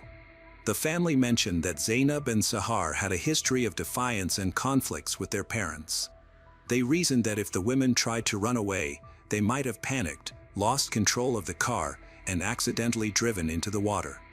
However, the first pieces of evidence soon raised doubts about this narrative. First, the car was found in a Kingston Canal, which is not a road or highway and impossible to access by accident without knowledge of the area. Second, the condition of the bodies was concerning. If the women had been alive when the car entered the water, they would have tried to escape, yet there were no signs of struggle, no scratches on the windows or attempts to open the doors. This prompted investigators to reevaluate the family's account, and the theory of an accidental crash began to unravel. Detectives began examining statements from the motel staff where the Shafia family had stayed. They discovered that no one saw the women enter the building and surveillance cameras did not record them leaving. This raised suspicions, indicating that someone was definitely lying. While the police proceeded with their investigation thoughtfully and without jumping to conclusions, it became evident early on that this situation was not merely a tragic accident, it appeared to be a carefully orchestrated crime disguised as one. During questioning, Mohammed, Tuba, and Hamed struggled with details. At first, they claimed the women had left during the night, but when asked for the exact time, none of them could provide a clear answer. Their statements about when they supposedly left kept changing. Hamed insisted that he had been asleep and hadn't heard anything, while Tuba claimed there had been noise in the house that night. Later, she added that she had woken up and seen the women leaving, only to contradict herself by saying she didn't remember. Mohammed initially stated that he had been in a different motel room at the time, but security footage showed otherwise. Police conducted a thorough examination of the car found in the water. At the scene, they discovered fragments of broken headlights. However, these fragments did not belong to the submerged vehicle. This meant that another car had been present and could have played a role in the incident. Forensic experts took a closer look at the front of the family's Lexus SUV. The damage patterns on the vehicle matched the broken fragments found at the scene. Further analysis revealed that the Lexus had dents and impact marks consistent with a collision with another car. These findings confirmed a new theory: the victims had not simply been left in the vehicle, they had been deliberately pushed into the water. Investigators knew they needed stronger evidence, so they decided to place a listening device in the Shafia family's vehicle, hoping the suspects would incriminate themselves. A few days later, the police got exactly what they were looking for. The recordings captured conversations in which Mohammed openly expressed satisfaction with what had happened. He stated that his daughters had brought shame to the family and that honor had been restored. Tuba supported his words, saying they had done what was necessary. Hamed, meanwhile, repeatedly insisted that their actions had been justified. These recordings became key pieces of evidence. They proved that the crime had been premeditated and that the family had deliberately taken the lives of 4 women. The evidence left no room for doubt. The police were now ready to make their move. Muhammad Shafia, his wife Tuba, and their son Hamed were arrested on July 23, 2009. That day, they had no idea that law enforcement had already gathered enough proof to charge them. The family was preparing to fly to Dubai, but they were taken into custody just before departure. Muhammad never believed it coming, until the last moment. He believed that the deaths of his daughters and Rona had been successfully staged as an accident, but the investigation had stayed one step ahead.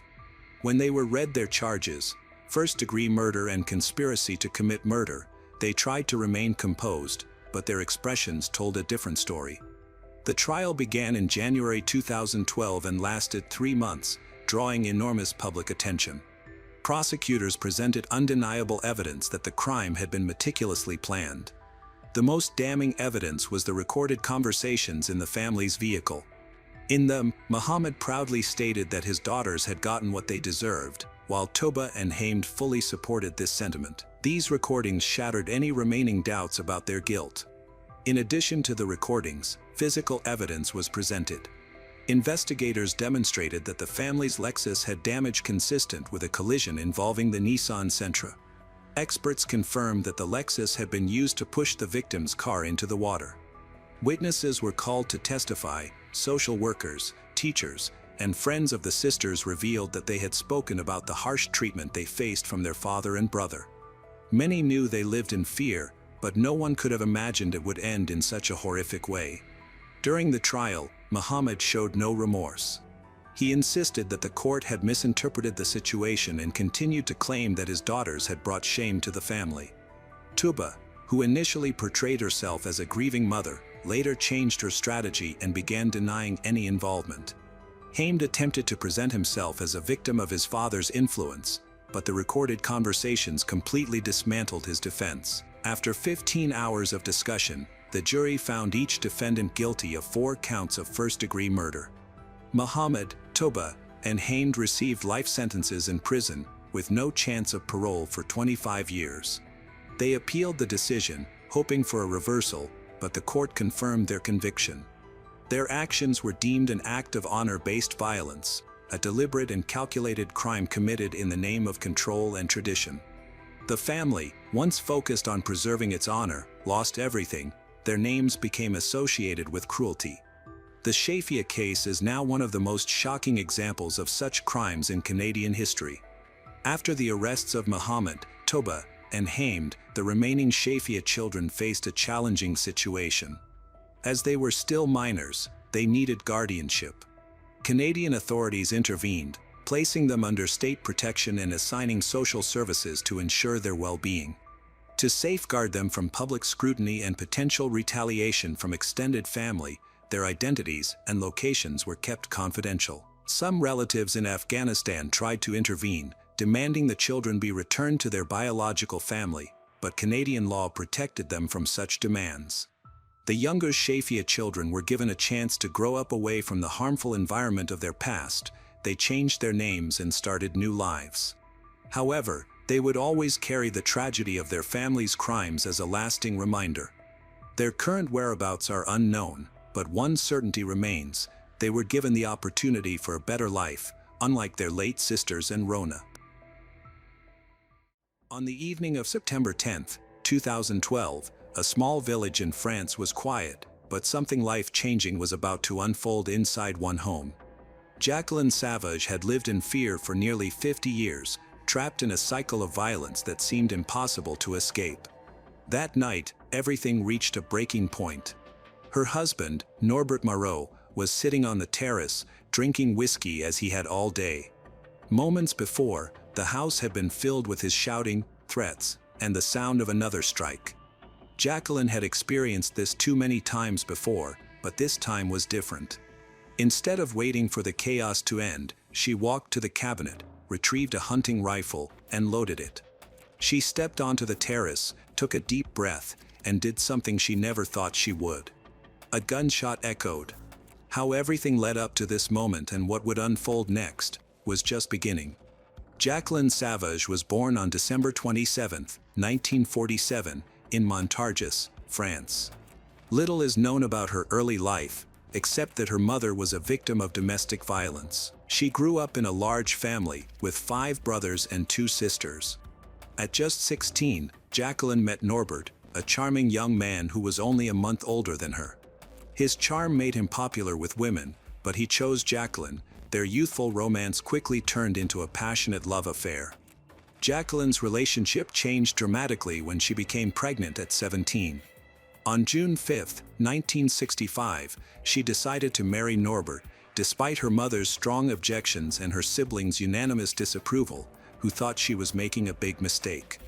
Jacqueline was in love and, like many young women, dreamed of having a home and family. Their first daughter was born in 1966, followed by a second daughter while Norbert was away from home completing his military service. During this time, Jacqueline trained as a seamstress.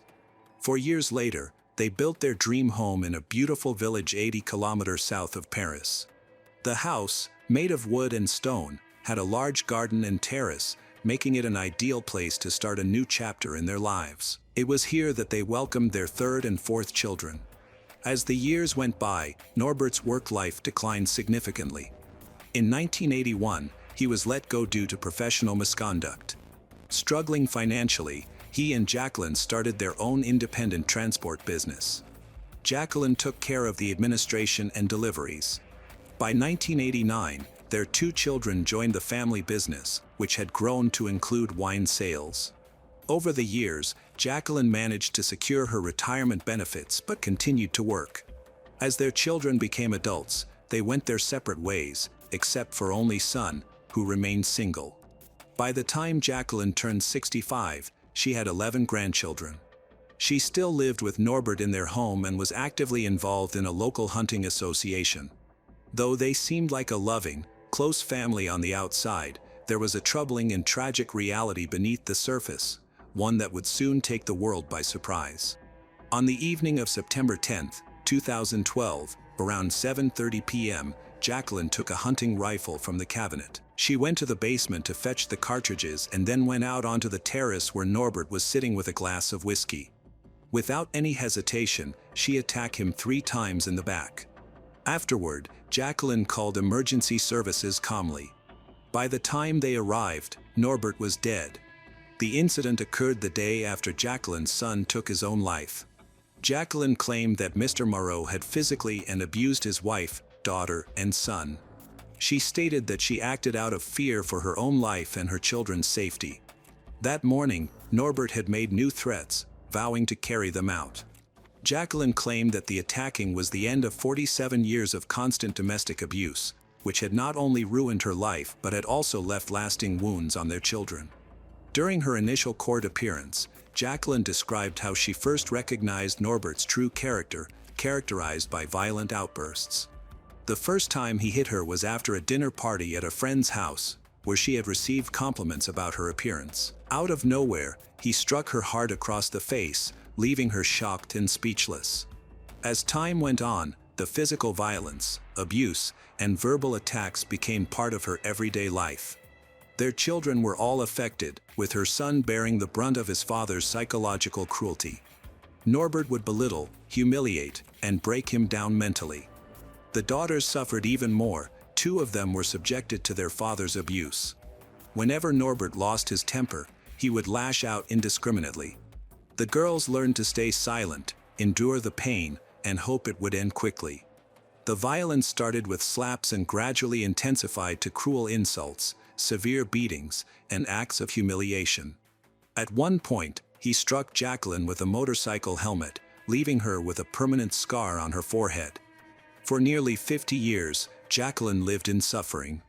In her testimony, Jacqueline initially excused Norbert's behavior, attributing it to his tough childhood. She hoped they would eventually become a normal, loving family. But as time went on, the violence became commonplace, and fear of retaliation kept her silent. Their daughter, Fabienne, tried to break this silence. As a teenager, she ran away and reported to the police that her father had abused her. However, instead of taking action, the police officer merely warned Norbert. Fearing the repercussions, Fabienne felt compelled to withdraw her statement, leaving her father unpunished. This enraged him even more. Jacqueline, meanwhile, was terrified of what would happen to her and her children if she left, especially since she had no financial independence. All their bank accounts were in Norbert's name. She felt trapped and reflected, what would she have done with 4 children? She stayed to protect them. Jacqueline felt trapped in her situation. Norbert controlled not only their home but also isolated her from her family. Her parents and siblings had distanced themselves, refusing to intervene, and she had lost all her friends.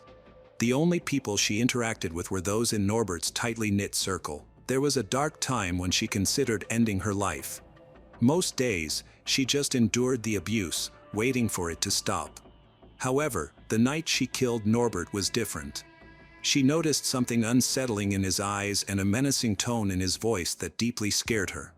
In that moment, she could vividly imagine her children lying lifeless in front of her, same her son had been. On that day, he stormed into the bedroom, slammed the door, and threatened her, saying, "This time, he'll finish she off." Then he forcefully grabbed her, dragging her through the kitchen, into the hallway. He physically assaulted her and yelled that he would kill her children, whom he called the brats, and that he would also kill her. In that moment, something inside her broke. Earlier that day, they had argued about business. Norbert had started drinking around 11 a.m. and became increasingly irritable as the day went on. At one point, Jacqueline had locked herself in the bedroom to rest, taking some sedatives. By 7:30 p.m., he burst into the room, slapped her hard across the face, and insulted her, calling her lazy and demanding that she prepare dinner. After that, he poured himself another drink. He sat outside on the terrace, vowing to eliminate them all. Jacqueline remembered standing there, tasting the blood from her lip after his latest attack. She closed her eyes and pulled the trigger. The preliminary investigation revealed an injury on her lip, but no other significant signs of violence on her body. No sedatives were found in her system. Her trial occurred nearly 2 years later, on October 23, 2014, and gained national attention, sparking discussions about domestic violence and self-defense laws in France. In court, Jacqueline pleaded not guilty, and her defense claimed she acted to protect herself. She detailed years of brutal beatings, humiliation, and abuse from her husband. The judge persistently questioned her about why she never reported the abuse to the authorities. Jacqueline explained that she remained silent to survive. She understood that revealing the truth would lead to unbearable consequences. She shared her feelings of fear, shame, and the constant control Norbert had over her life. She recalled how she had often waited for his angry outbursts to subside, for her injuries to heal, and for the day she could finally escape. Finally, her son's death became unbearable for her. Journalists at the trial noted that she seemed distant and withdrawn, often going silent when the court questioned her. Jacqueline stated that they feared Norbert, and despite some complaints from his victims, nothing ever changed. Her 3 daughters also testified in court. The youngest, who experienced both physical and emotional abuse since she was 16, described her father as a monster. They all confirmed that Norbert had a volatile relationship with their brother, often resulting in physical fights. Their testimonies were crucial in revealing the ongoing cycle of abuse in their family and the desperation that led their mother to take action. Neighbors who testified described Norbert as a violent and intimidating individual. One woman candidly expressed her relief at his death, stating that Jacqueline had done them all a favor.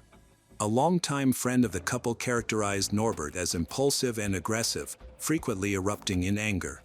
After a challenging 5-day trial, Jacqueline's lawyers, who specialize in domestic abuse cases, argued for a broad interpretation of self-defense.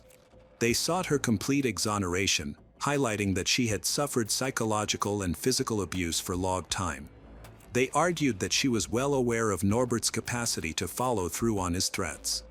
In contrast, The prosecution maintained that this was not a genuine case of self-defense, pointing out that Norbert had been shot in the back and that several minutes had elapsed since his last attack. They sought a 14-year prison sentence. On October 28, 2014, Jacqueline was convicted and sentenced to 10 years in prison.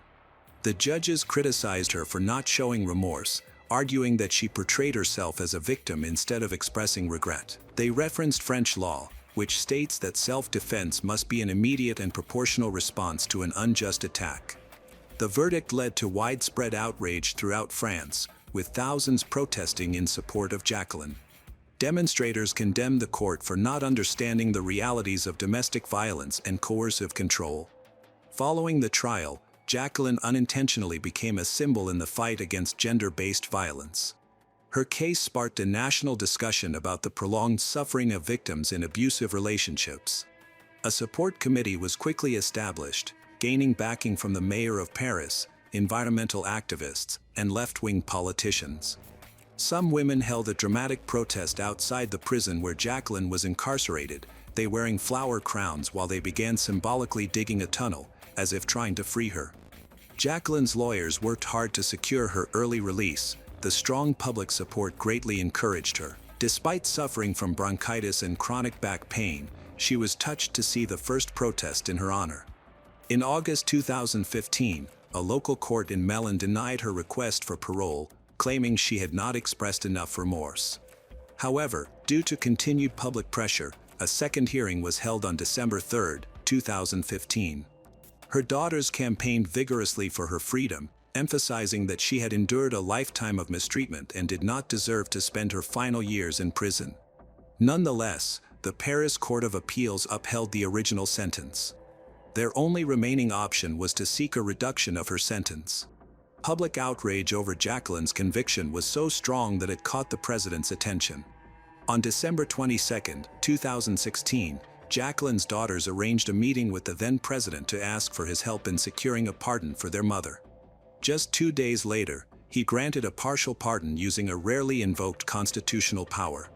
He urged the courts to impose the minimum sentence possible, which resulted in a reduction of her prison term by 2 years and 4 months. A petition launched on Change to ask the French president to pardon Ms. Savage gathered 435,971 signatures. On February 26, 2017, a French television program called September à Huit received an extremely high viewership of 5 million people due to a segment describing Jacqueline Savage. In addition, politicians spoke out in support of Ms. Savage, forming a support committee, including Anne Hidalgo and Jean-Luc Mélenchon. After the presidential pardon was announced, a major debate broke out among lawyers and criminal law experts about whether the rule of law was respected. Their view was that the media had overturned 2 consecutive court decisions by influencing the public, who then pushed for the presidential pardon. Jacqueline's newfound freedom lasted exactly 4 years. She passed away in her home on July 23, 2020, at the age of 72, after being diagnosed with a terminal illness. To this day, she remains a significant figure in France's history, remembered as both a victim of extreme domestic abuse and a catalyst for change in the country's legal system.